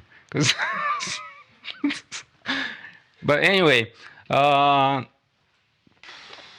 some point we kind of established some relationship. I could see he's a really good guy, and he was, when someone called him, he would say Hare Krishna. I kind of, I met Hare Krishnas on the streets sometimes. I didn't really think about it. At some point he said, well, you know what, we almost finished your song. It took a few months, to be honest. But I would have home program starting, I think it was February 2006. Do you want to come? I said, no, I'm sorry, I don't have time for that. He said, but, well, you want to become a star. And this is not just a group, it's a VIP group. That was one lie, I guess, in a sense. He said, VIPs are coming to that group. One is some manager from the TV station, and another one is some kind of radio station guy. They're top managers. You have to know them. So because you need to promote yourself, I thought, oh, well, that's interesting. I would rather come. So I came first time, they didn't. I came the second time, they didn't. On the third time, after the third time, I gave Shyamamrita the recording, and she said, it wasn't 2 minutes, it was 30 seconds. You listened to it, and you said, yes, I'm going to join too. But, after the third time, I didn't really care, because Medinipati had created a really good kind of community. So I made friends, I made new friends, and I really liked the talk. There was kind of existential talk. So he had answers to my questions, because Shyamamrita and I were kind of seekers at the time. Yeah, so still don't know whether it was a lie about those two media guys or not. I don't want to ask him, because he probably doesn't remember already. That was it. And so we started building kind of relationship, and from that point on, the Namahat group started growing like anything, like a snowball. We were like maybe 10 in the beginning. Ranchor was there, Lajavati. Yeah. And then it just started growing, and we started building very strong bonds between each other, and I became a family. And then later on became a bigger family. Now it has different branches and management and all this kind of stuff. And then what actually, Medinipati is a really good storyteller. And he was describing his relationship with you. And I was kind of really fascinated, because maybe something that he told was also a lie, or a white lie, or a diplomacy, maybe some embellishments, but he really just got to the point. And a year later, when he was coming to New Govardhana to serve you were still living outside at that point. I just had an impetus. I want to come to meet you. That was it. Thank you. Okay. Malini, you're next. Last. Okay. Huh? Oh, yeah, I might as well. I just want to glorify my Gurmaj a little bit. Basically, my sister was a huge inspiration to me. She like kind of led me, and also my Indra Goswami, he very inspired me a lot. Basically, they just guided me. Okay. Thank you. So I also grew up in Sydney, and like my husband, I would go into the city on the weekends with my father when I was quite young, and we would always see the Harinam party going past, and we were like scared and also excited to see them all the time, because they were just this big wave of colour and smells that we'd never experienced before. And then when I was 16, my school organised a work experience for us all. And I went to Parramatta, which is a city in between where I lived and the city of Sydney. And there they had a Gopal's restaurant. And at lunchtime of the work experience, I would go down to the restaurant, but I was too scared to go in because there was this staircase and then you couldn't see anything beyond. And so I actually didn't go. And I think at that time it was Lagudi. I did have books in the house before. I don't know how they got there. But I think I got books from Lagudi, and then I was reading coming back. And then sometime or about the same time, 3 older boys in my neighbourhood that were brothers of my friends, then they actually joined the devotees. And from then there was like a wave of everybody in the neighbourhood being interested in Krishna consciousness.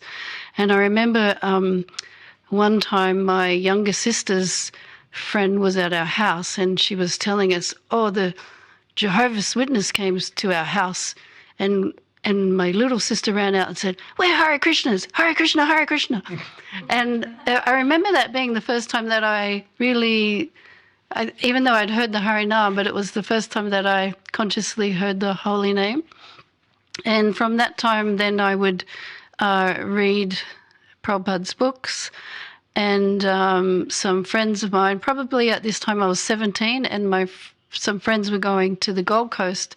So I went with them, and the car that we were in broke down at Southport, and I was staying back at the car, and my friends went into the Surfers Paradise, and then one of them came back and said, "Oh, we saw your friends." And I don't know why. We saw your friends there, and they gave me some magazines. And from then I rang up the restaurant in Surfers Paradise. And, I went to see them, and they invited me back to the house at Madhuraba that the devotees all lived in there, and would run the restaurant in Surfers Paradise. And in that trip also they brought me down to the farm here. But the girls that I met, the devotee girls that I met, they were a little bit wild, and I was a little bit freaked out by them. So even though I stayed with them for a few days and I really liked the philosophy, I was a bit too freaked out to join once I got home. And but I would still visit the farm at Kola River, and the temple president there, he offered me a job at the incense factory. And so I started working at the incense factory, and I was always thinking, after Christmas I will join, because you have to have the family Christmas. And then one day I thought, what am I waiting for Christmas for? And so, that was about October. So I joined the farm there. That's all. Thank you. Okay. Thank you.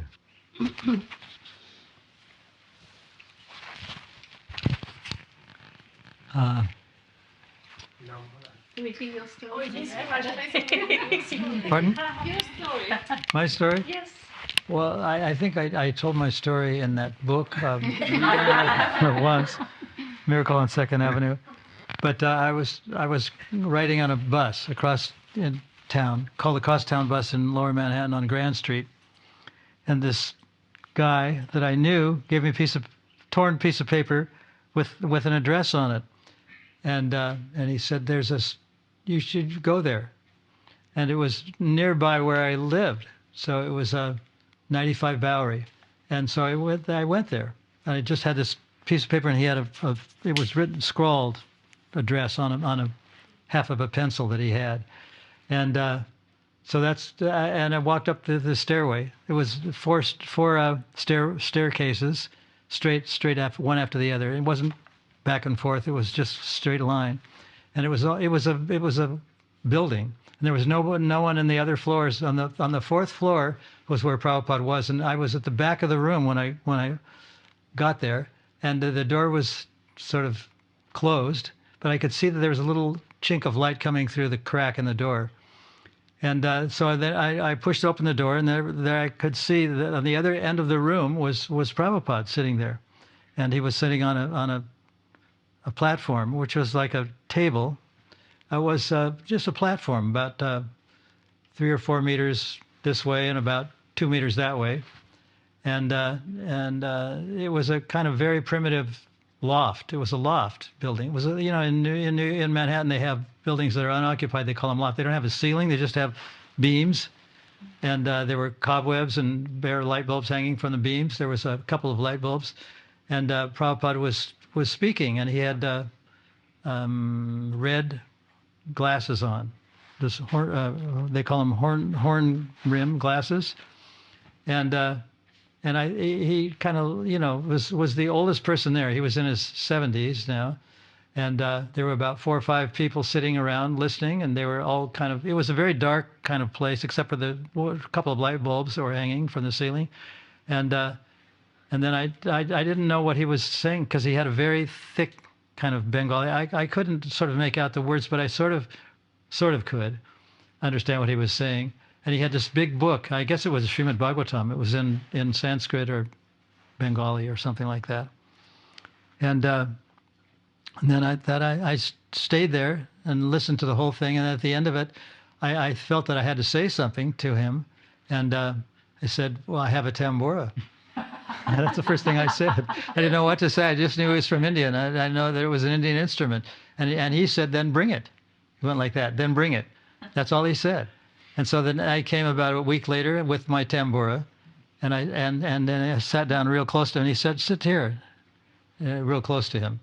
And so I played the tambura, and I was trying to figure out what song he was singing. I didn't know what it was, and that's how I met him. And then I said, and he said that I knew he had books. I don't know if he said it or I heard it from other people. So I said, I want to get the books. And so, but I don't have any money. I only had about $5 in my wallet. Said, you can take the books and pay me later. So I gave him whatever money I had, which was about $5. And then I got the Srimad Bhagavatams, the first 3 of Canto 1. And I just started reading those books, and I couldn't. Once I started reading them, I couldn't stop. I just remember walking down the street, reading the books. Almost got ran over by a car because I was just oblivious to everything that was going on around me. I was reading this Srimad Bhagavatam because I had met the author, and I really liked the philosophy, and they seemed to answer all the philosophical questions that I had because I was kind of a seeker at that time. So I kept going and going and going. And that's how I met. That's how I joined Krishna consciousness. I thought, well, this is the right path for me. I'm gonna try this. And I just kept reading and reading and reading. And that was it. That's my story. So, any questions about that? Yes.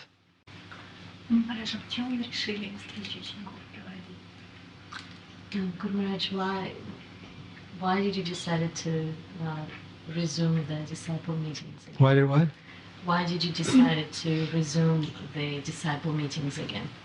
Well, I read that the philosophy of Krishna consciousness is achintya beta beta tattva, and at one point the zonal acharya phenomenon was very prominent. That was whenever you wanted to get initiated, you had to get initiated by the nearest GBC who was in charge of your zone. And then after a while, that was thought to be not realistic, because you should get initiated by the person who inspires you to get initiated. So that was cast away. But then it kind of resumed in another different way. Just like now we have international organization, ISKCON, but there are also many smaller ISKCONs. Like each guru has his own, you might say, ISKCON.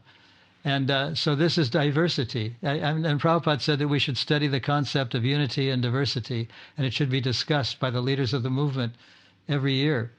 So I don't think that, it's kind of like that slogan that says, think locally, act globally, or something like that, or act globally, think locally. The answer to questions that we've been asking for years and years, it's all in this person. So we're going to shave our heads. We're going to wear dhotis. We're going to learn the Sanskrit language, because here's a person who's faultless. He's pure. And we never encountered ever such a person. There's always a fault in everyone. There's always an enemy. But even though we kind of knew that it wasn't existing in Prabhupada, and so we were able to do the impossible things. We were able to withstand persecution. We were able to look different. We were able to act different. We were able to think differently, because we were convinced that Prabhupada could take us back to Godhead, and that he wasn't going to be affected by the material world, even though we were. So that's the reason. I don't think he was ever affected by Maya. In fact, in our pranam mantras to Prabhupada, we say that he's very dear to Krishna because he surrendered to the transcendental Lord. That's the English translation of the Nama Om Vishnu Padaya. That because we knew that he was surrendered to an entity that we couldn't see. We never heard anyone talk about godliness being a science, but he seemed to have answers to everything. That the God could be a science, and he could be perceived, and he could be talked to. He could eat with us. He could be with us. He could take birth as an apparent human being, and we never heard those kind of things before. So then we were convinced that it was worth giving up everything for this person, and that's exactly what happened. Even though he was saying that the material world was full of plunderers and rogues and rascals and enemies. When I went to, when my mother died, I went to England, because she died in England. When whose mother died? My mother. Your mother died. And I stayed in that room in the manor, and it was in June 22nd. And of what year? It was 2006. And so I was staying in that room, and it was quite a large room. You stayed in that room? Yeah, maybe it was the same room. No, I don't think it was the same room, but it was in that area. Anyway, yeah, it was upstairs. Anyway, I was looking around the room just because it was quite full of things. There was a little partition with a curtain, and on the other side there was all these things, and it was Janmashtami preparations. It was all of the flyers to hand out, to all the invitations, all the decorations, everything for Janmashtami was organised, and it was the 22nd of June. So they had done all their work, and everything was all in nice, neat piles. I was thinking, yeah, these people are really, these devotees are really organised. Janmashtami in Bhaktivedanta Manor is a very, very grand celebration. Right. Thousands of people attend. And Gujaratis, of all the people in India, of the different provinces, are the most, as far as I know, are the most organized. They wear vests that are green, high chroma green, and they're very, very well organized.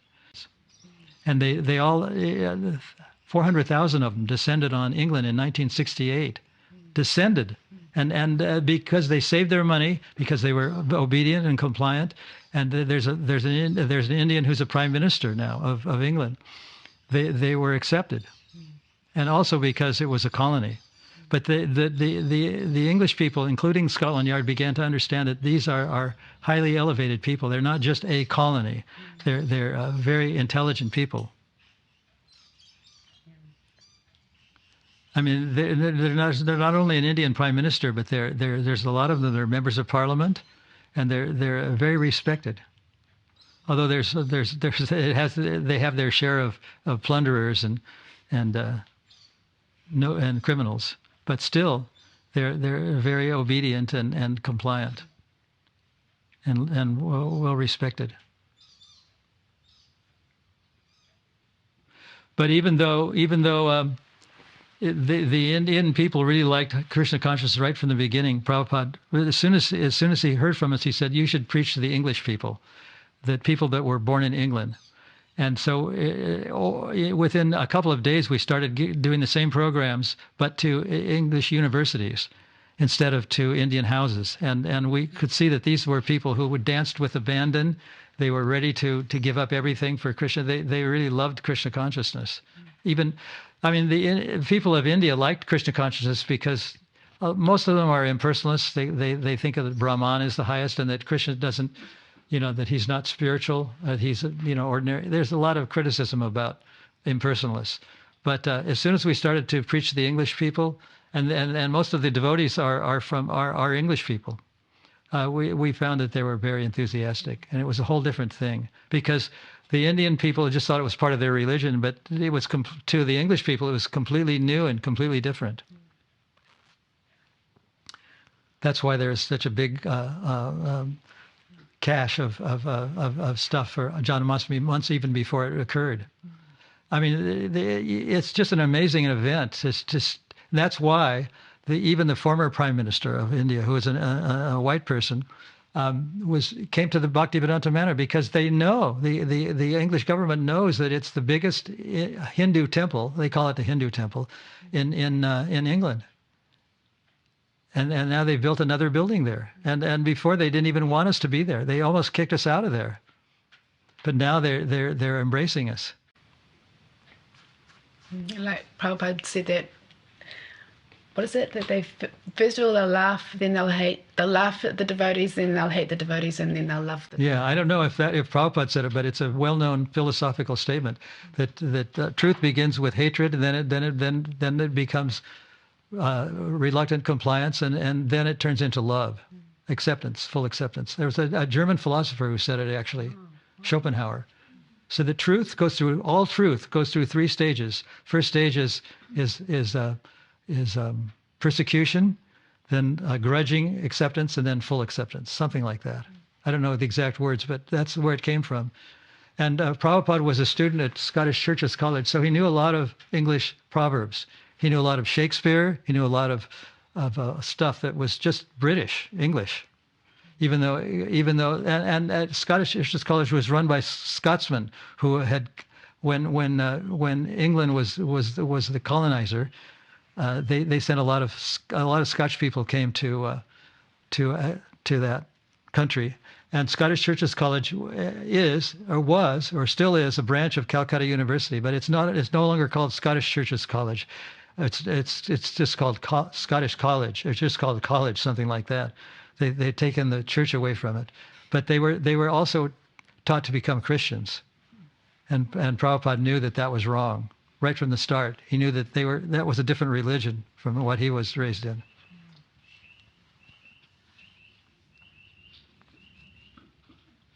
I just wanted to clarify what I said before. I think it was, I don't think I needed the microphone, but I didn't mean Prabhupada was on a slippery slope.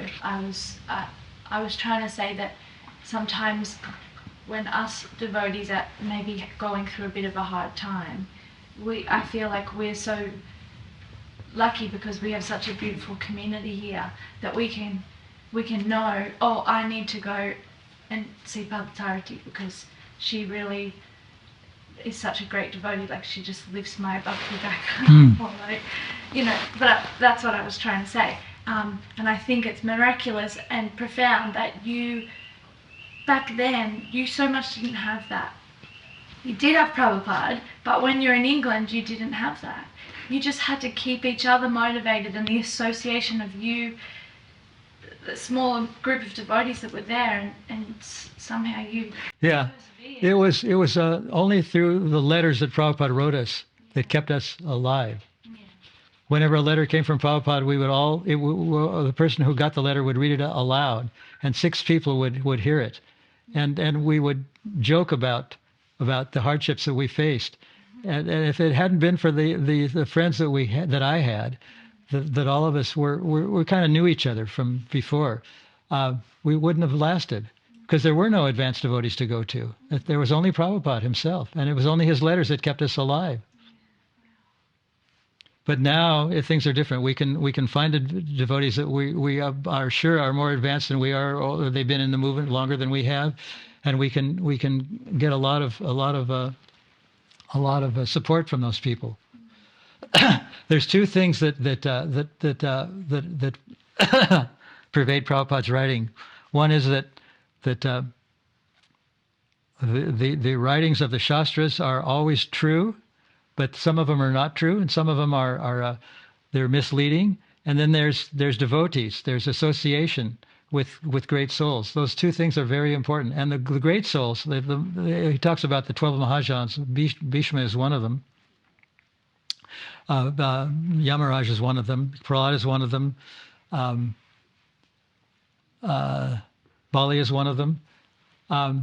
It's very important that we take shelter of those people, because and Prabhupada himself took shelter of those people. And one thing about all of those people, and Krishnadas Kaviraj and the 6 Goswamis, we take shelter of them because not only are they very highly advanced, but whenever they write something, they refer to various Puranas and Shastras and Vedas and Puranas, and so both things are there. There's the wisdom of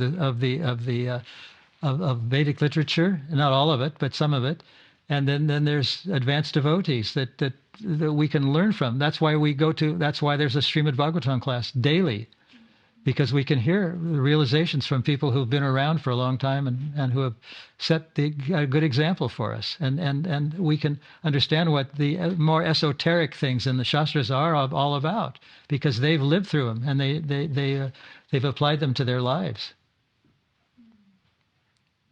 It's a very complex philosophy, because on one hand, there's a lot of Shastras, like the Kama Sutta, for example, is one of them, which are kind of misleading. They're not the real genuine article. Let's put it that way. And then there's in order to know what the genuine article is, sometimes we have to consult with other people that we think are more advanced than we are, and they are more advanced than we are. And they've been Prabhupada disciples for a long time, or they've been devotees for a long time. So those 2 things are necessary. The Shastras, because they're always speaking what's good for us, and then people who have lived the Shastras. Those 2 things. Very important. Does that make any sense?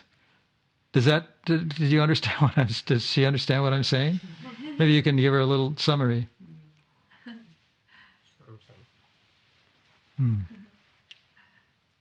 I mean, when you think about it, it seems kind of like repetitive and boring for there to be a Srimad Bhagavatam class every single day, including Saturdays and Sundays. But there's a reason for it, because we can hear from people who are more realized than we are. And they've lived this philosophy, and they know how the complexities. When I say it's complex, it's very complex, because Vitrasura was actually a devotee in a past life.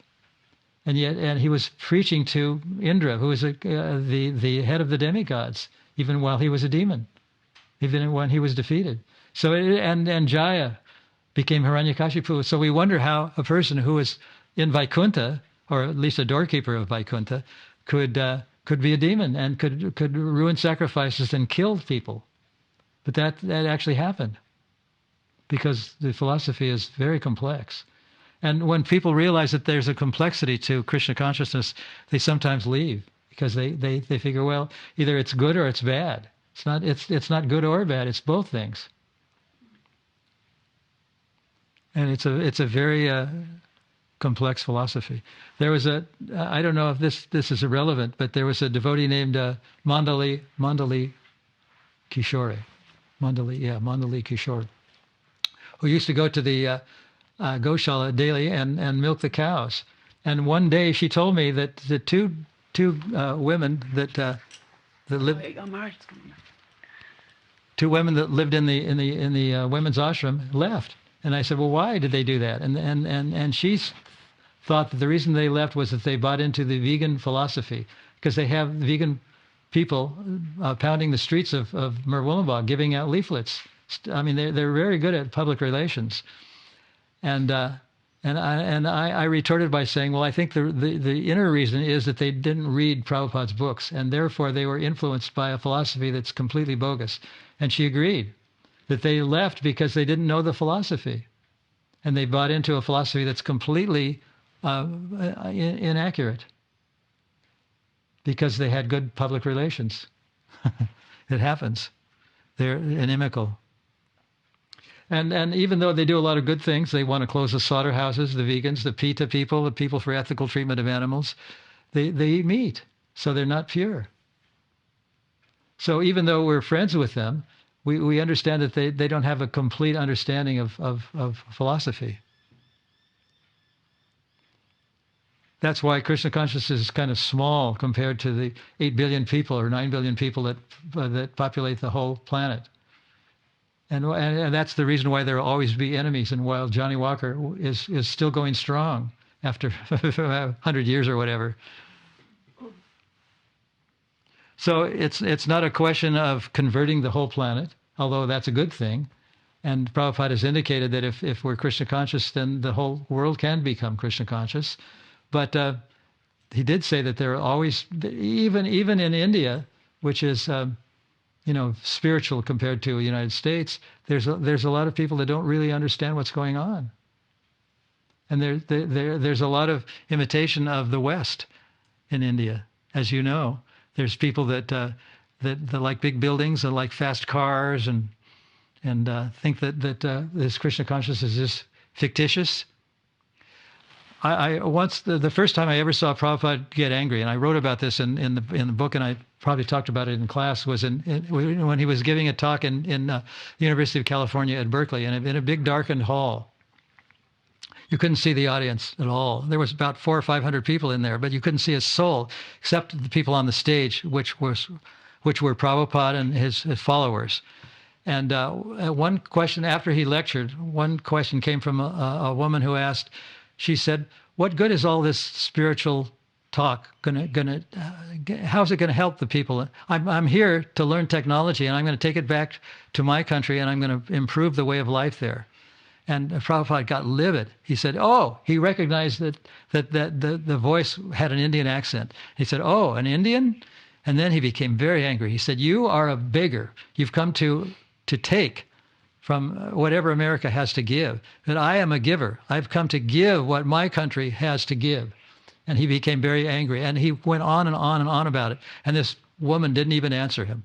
She knew that he was right. But he became very angry. He said, "I'm a giver. You're a beggar. I've come to give spiritual consciousness, and you've come to take technology." That's the first time I ever saw him. First time, not only was he angry for 30 seconds, but he was angry for the whole answer. Was one of, and then he kind of calmed down towards the end, and the questioner didn't even answer him because she knew that he was right. She knew that she was coming for the wrong reason. Anyway, that was the first time he became angry. It's kind of like those people who left in the middle of the drama because they thought we weren't passive, we weren't compliant with the Watford District Council, that we were taking issue with them, but they were trying to stop deity worship in the temple. They were wrong. And Prabhupada knew that, and although he was generally compliant, whenever they wanted to stop a festival or stop deity worship, he became like fire. And when he writes about the pseudo Vaishnava sects and the impersonalists and the Buddhists, about sounding very critical, it's because he knows that there's a lot of that going on, and Bhaktisiddhanta Saraswati also knew it, but he knew how to argue against them, but still the enemies remained. But it's part of Prabhupada's tradition to call a spade, sort of thing. I hate to use that term, but he was, when it came down to it, he knew that some things had to be fought for. We have to fight for the right to have a festival. We had to fight for the right to worship the deity. We had to fight for the right to be shaven-headed and to wear devotee clothes. We had to fight for those things, and we still have to fight for it. I mean, there's still people that don't like the way we dress. There's still people that don't like our philosophy. There's still people that don't believe in God. They're atheists. And they're absolutely convinced of that, as you know. A lot of people in India have suffered because of poverty. And, Prabhupada's disciples, most of them, or a lot of them, were born into wealthy families. Yeah. And, they had that realization that there was no happiness there, but they perhaps didn't have the experience of poverty. Of what? Of poverty, like living in poverty. So, of poverty, right. So, sometimes we see the simple side of India and think, that there is actual happiness there, because we've experienced that there was not happiness with an empty Western life without Krishna, But from their perspective, even though they've got more substance in their life, more culture, but they've also suffered in a way that we probably don't understand as well, like we haven't understood it. There was a philosopher, I don't know if he was British or American, who said that poverty brings out the worst in people. And when I first went to India as an American in a very affluent and influential and powerful country, I kind of sort of laughed to myself that things were breaking and that people were unhappy. But there was a study done by the London School of Economics to try to determine which was the happiest place in the world.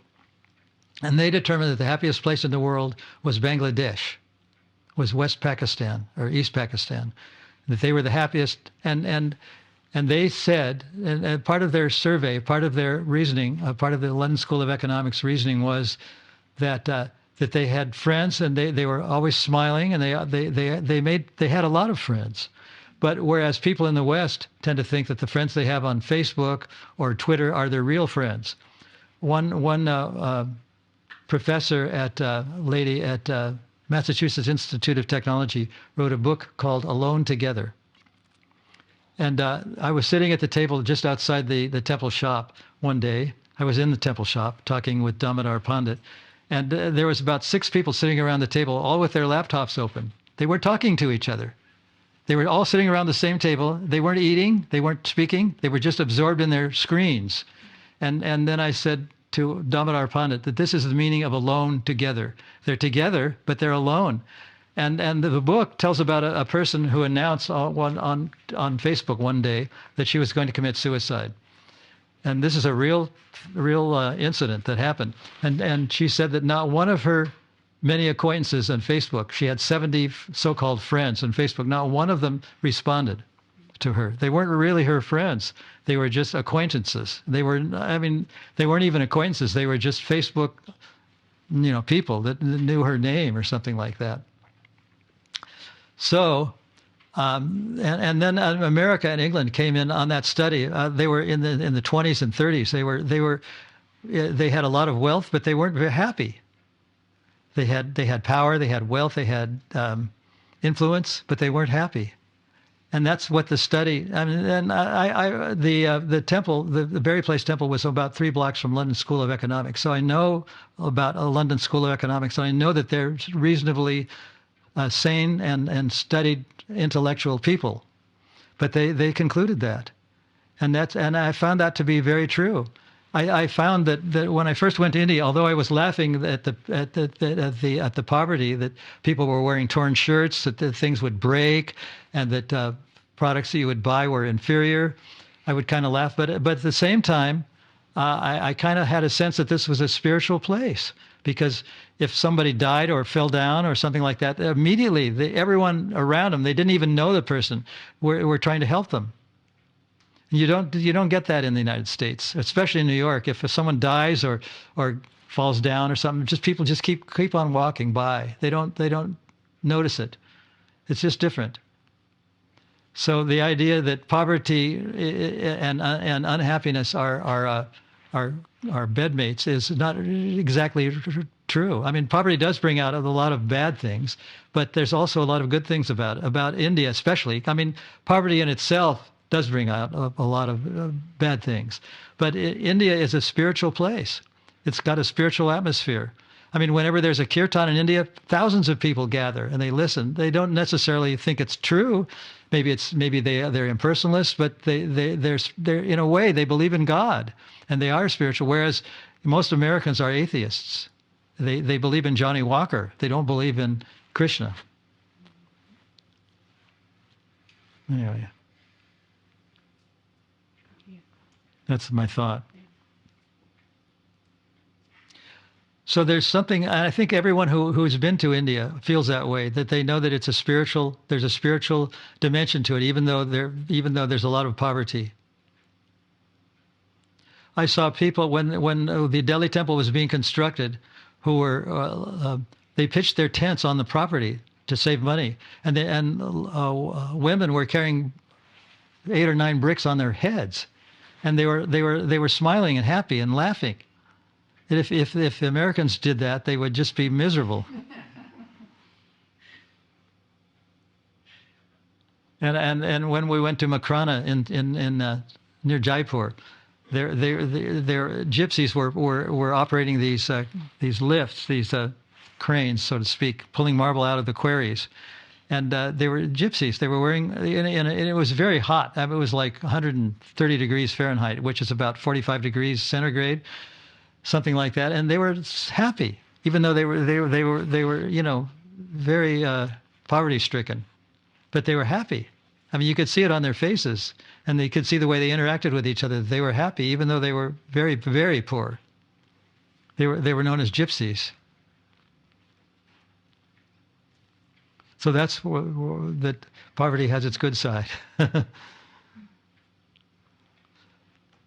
And there's another saying that Prabhupada taught us, that poverty is the wealth of the Brahmins.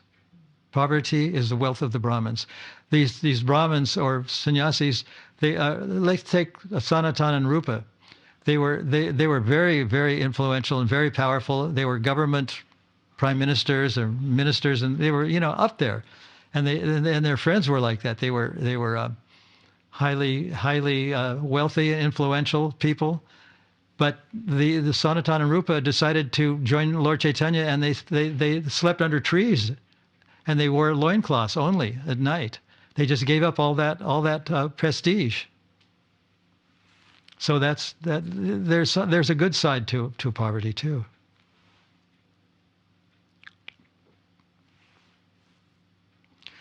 So it's after lunchtime, so I think you can serve it, and everyone is welcome to stay. One thing, Ramesh, before we disperse. You can give. Is there prasadam for everyone here? There's just something I'm going to give because Yeah. There's a little celebration happening today. Someone's celebration, so I thought maybe I've got something for you to give them. Okay.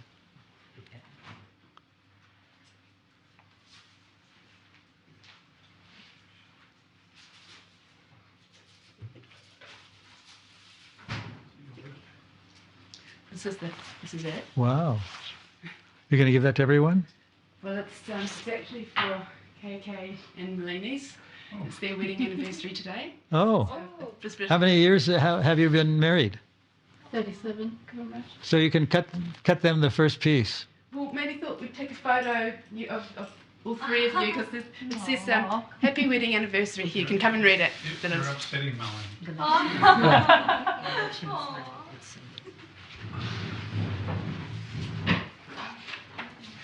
Is it very forceful? We normally keep it under our hat. Well, that's the devotee mentioned it in passing. Get that. Have a read.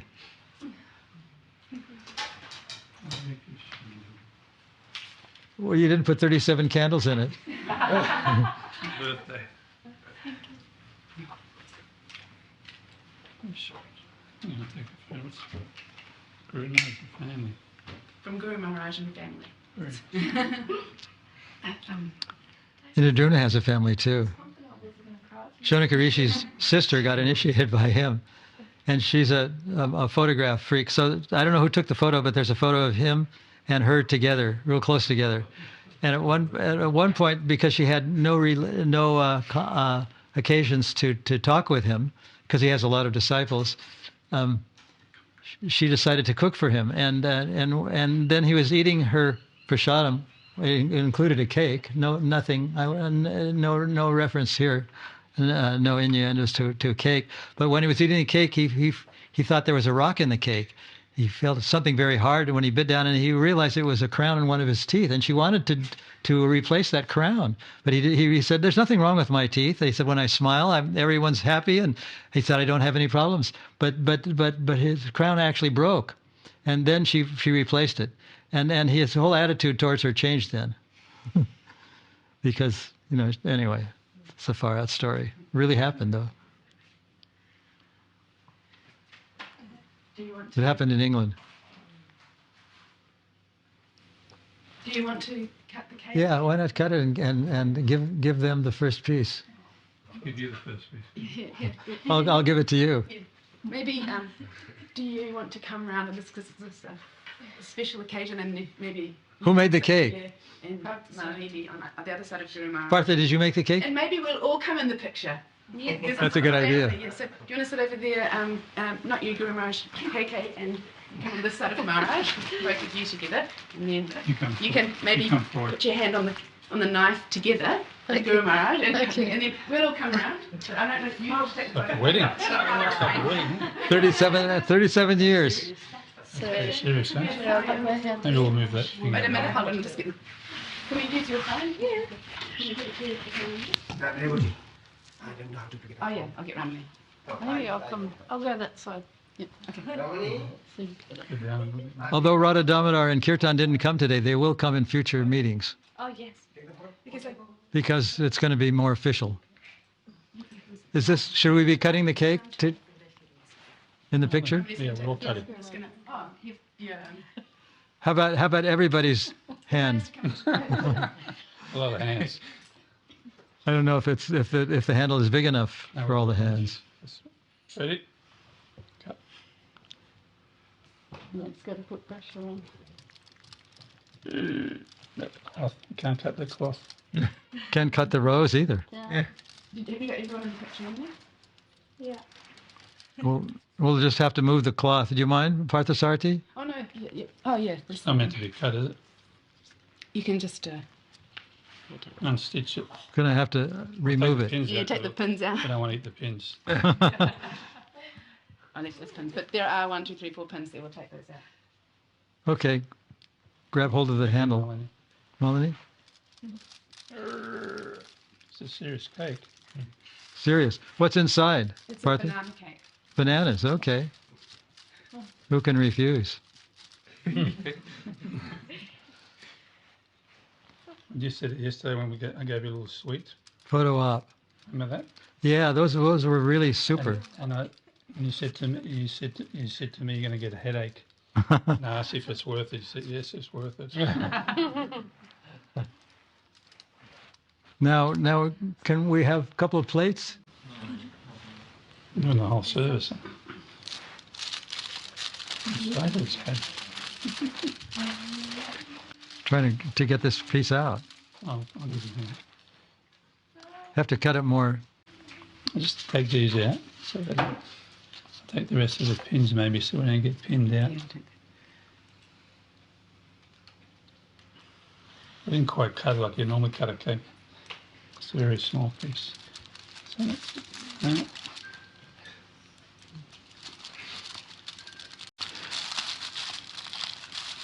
that's one come out. Here it comes.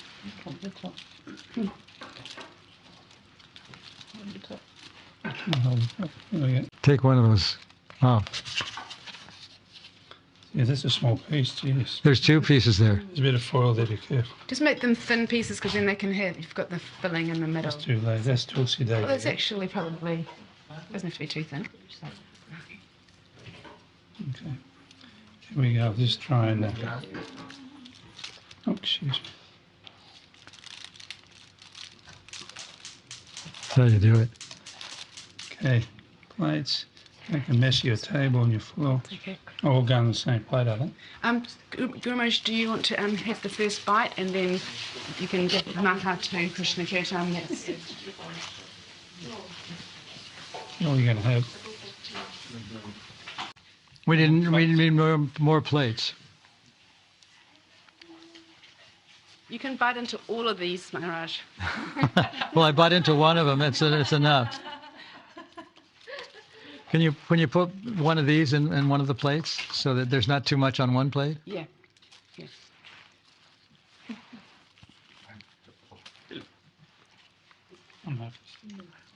What's the frosting made out of?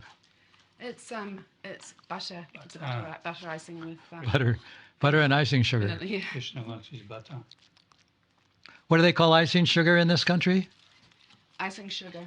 There's another name for it. Icing sugar, some kind of sugar. Confectionery sugar? Huh? That's confectionery? No, I don't know. Maybe it's icing sugar. I think somebody's got It's foil. powdered sugar. Huh? I'm making a mess of this cake, aren't I? Don't worry about I'm making a mess of your cake. No. That's what it's for. It's supposed to be eaten. All right.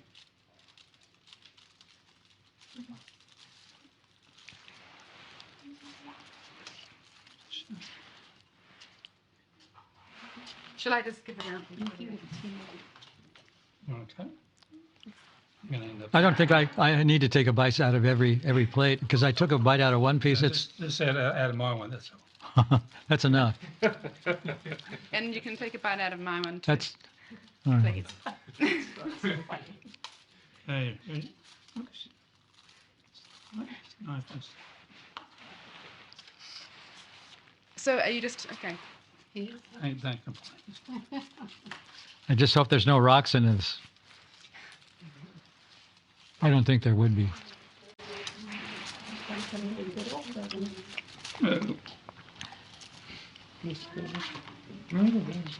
Who wants this one? Oops. This one's folded in half. How many more you got? Everybody?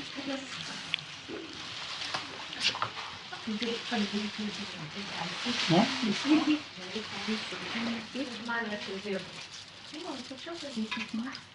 Is that enough? Yes. I think there's a few more. There's a couple more people. We still going on, right? Yeah. Please literally thank you, Guru Maharaj. Sorry. Anybody not have one? I think I'm going to turn into a banana cake. Oh. Is that the entree, is it? Is that everybody? You got yours. You got your first one. No, I passed it on. Oh, that was yours. That's yours. Thank you. I took some of Couple that. more. Two more.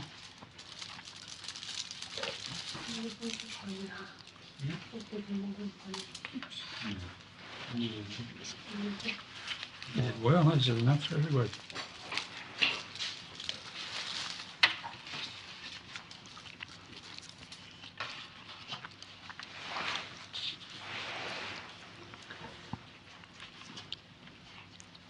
That's it? Everybody have some?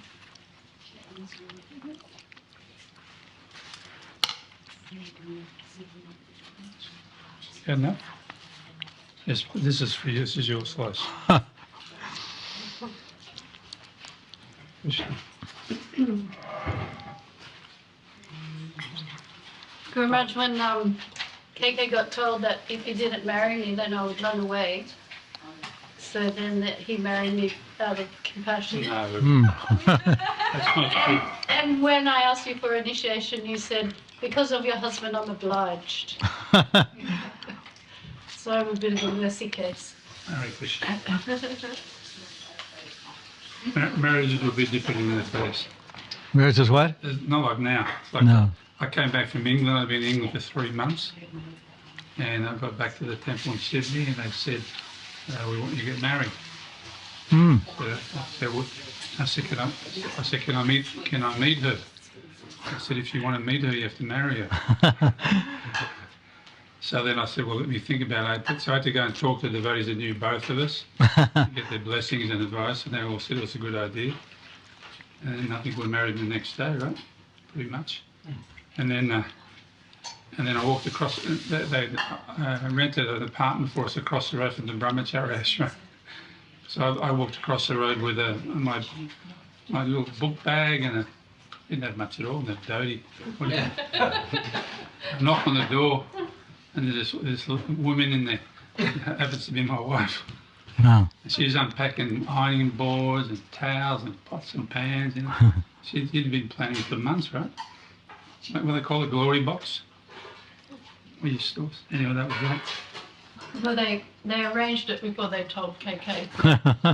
Before they They'd already told her. They already had a unit lined up. Really? Just Wow. as we got off the plane, and I got set up. What to do? Where do these roses come from? You stolen from Prabhu's garden. Hmm? You want to go permission? Partha, the roses from Prabhu's garden? You want to tell us? Hmm? Where? She bought them. Yeah, We bought them. Oh. Yeah, look at how they're formed. Yeah. Perfectly formed. House. Yeah. No, they're not from the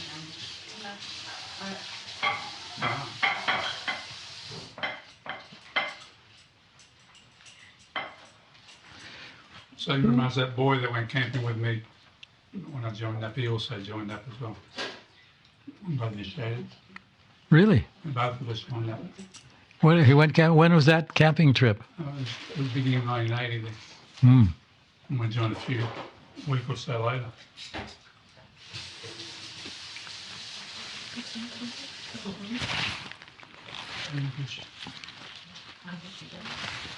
And my brother told me after I joined that all that time, I didn't even know I had a Bhagavad Gita in my drawer at home. Wow. And I remember when I became interested in the devotees, people in my neighbourhood were bringing me books that they hadn't been asked. They hadn't been what?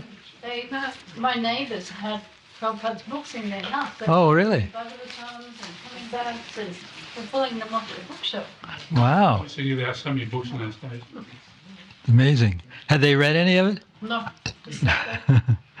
Time bombs.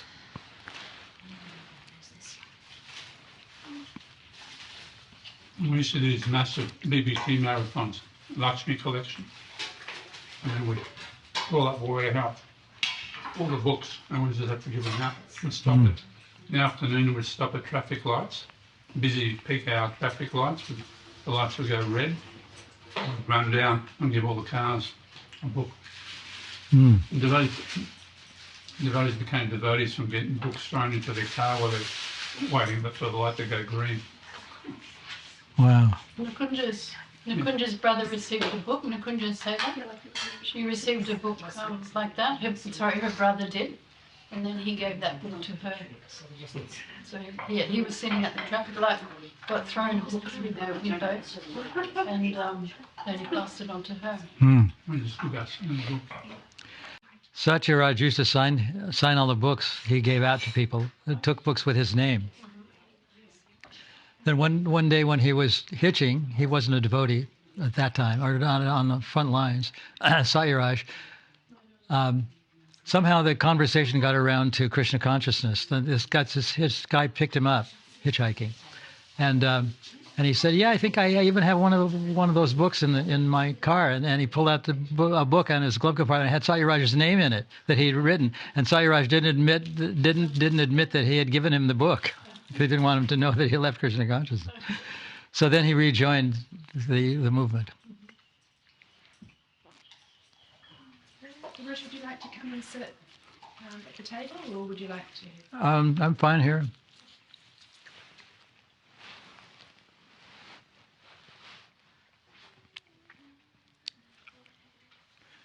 That's quite a repast there.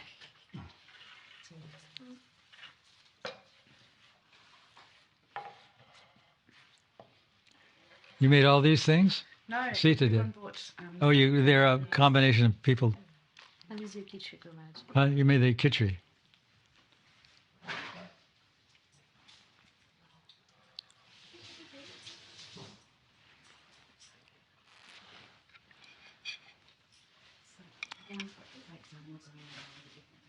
I've had to simplify my diet. Are you getting enough strength for a match? Yeah. Do you want it a bit closer? No, that's fine.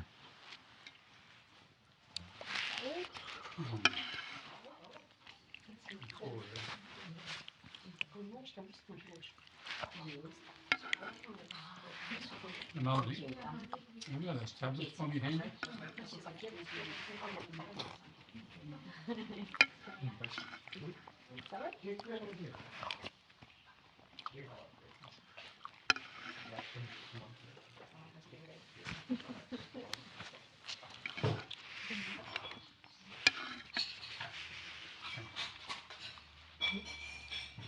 It'd be pretty hard to blow out 37 candles on one breath, wouldn't it?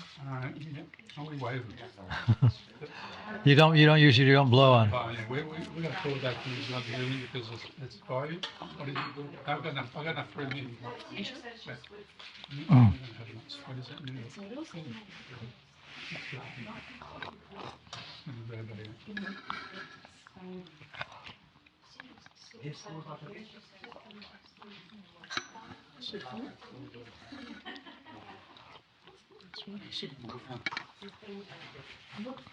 No, I thought I feel a bit of water.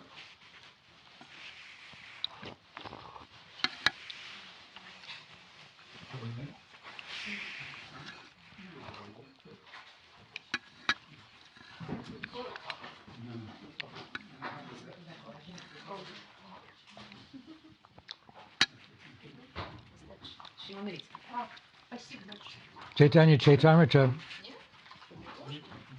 has a lot of people eating things, and they describe in detail what they are. And I mentioned that to you once, that Shiva Maharaj was asked about the CC. Yeah, you're the one who told me that. He told Niranjan Swami. He just finished reading it for the 15th time, and then Niranjan said, "Oh, what are you getting out of it?" Well, they ate a lot. And he turns around and goes, "They do a lot of eating." That was his answer.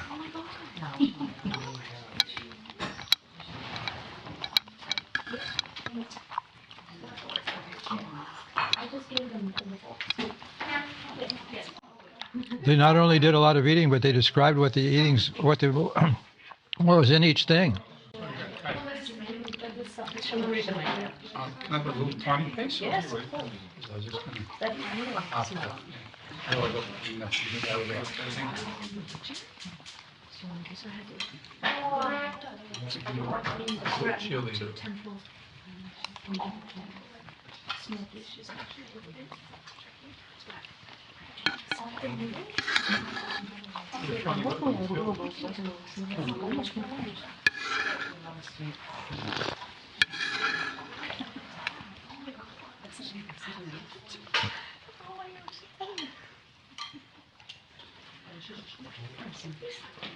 Did you get some noodles? I'm just going to get some. Thank you. I'll just get one of those please. Are these Indonesian noodles style? They're good. What is that? Pastries and that's sweet.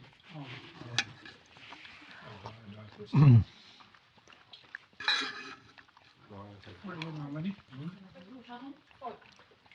What is it? You please grab me a fork today, mate. I have water. Maybe another one. What is that? More sweet? Sweets. Yeah, must get an operation.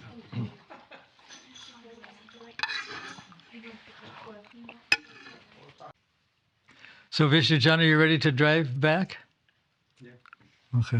Guru Maharaj, Yeah, if you wonder where I am, I'm going to Europe. I'm not disappeared.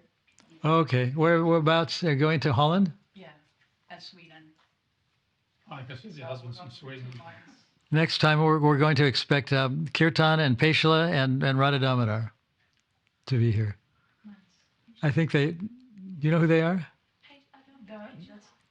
Because Peshla, she works in Central Australia, I think. She might be back there by then. No, she's back. I saw her recently. She might be in Central Australia. If it's not school holiday. I'm not sure. That might be a different kirtan. But I know there's one devotee that wants to do it. Yeah. Okay. You know who I'm talking about? Yeah. Okay.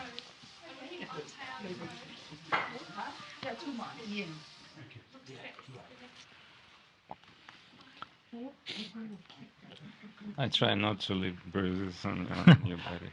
Do you want this thing I read about about diplomacy? Oh, yes, thank you very much. I'll just put that one. Okay.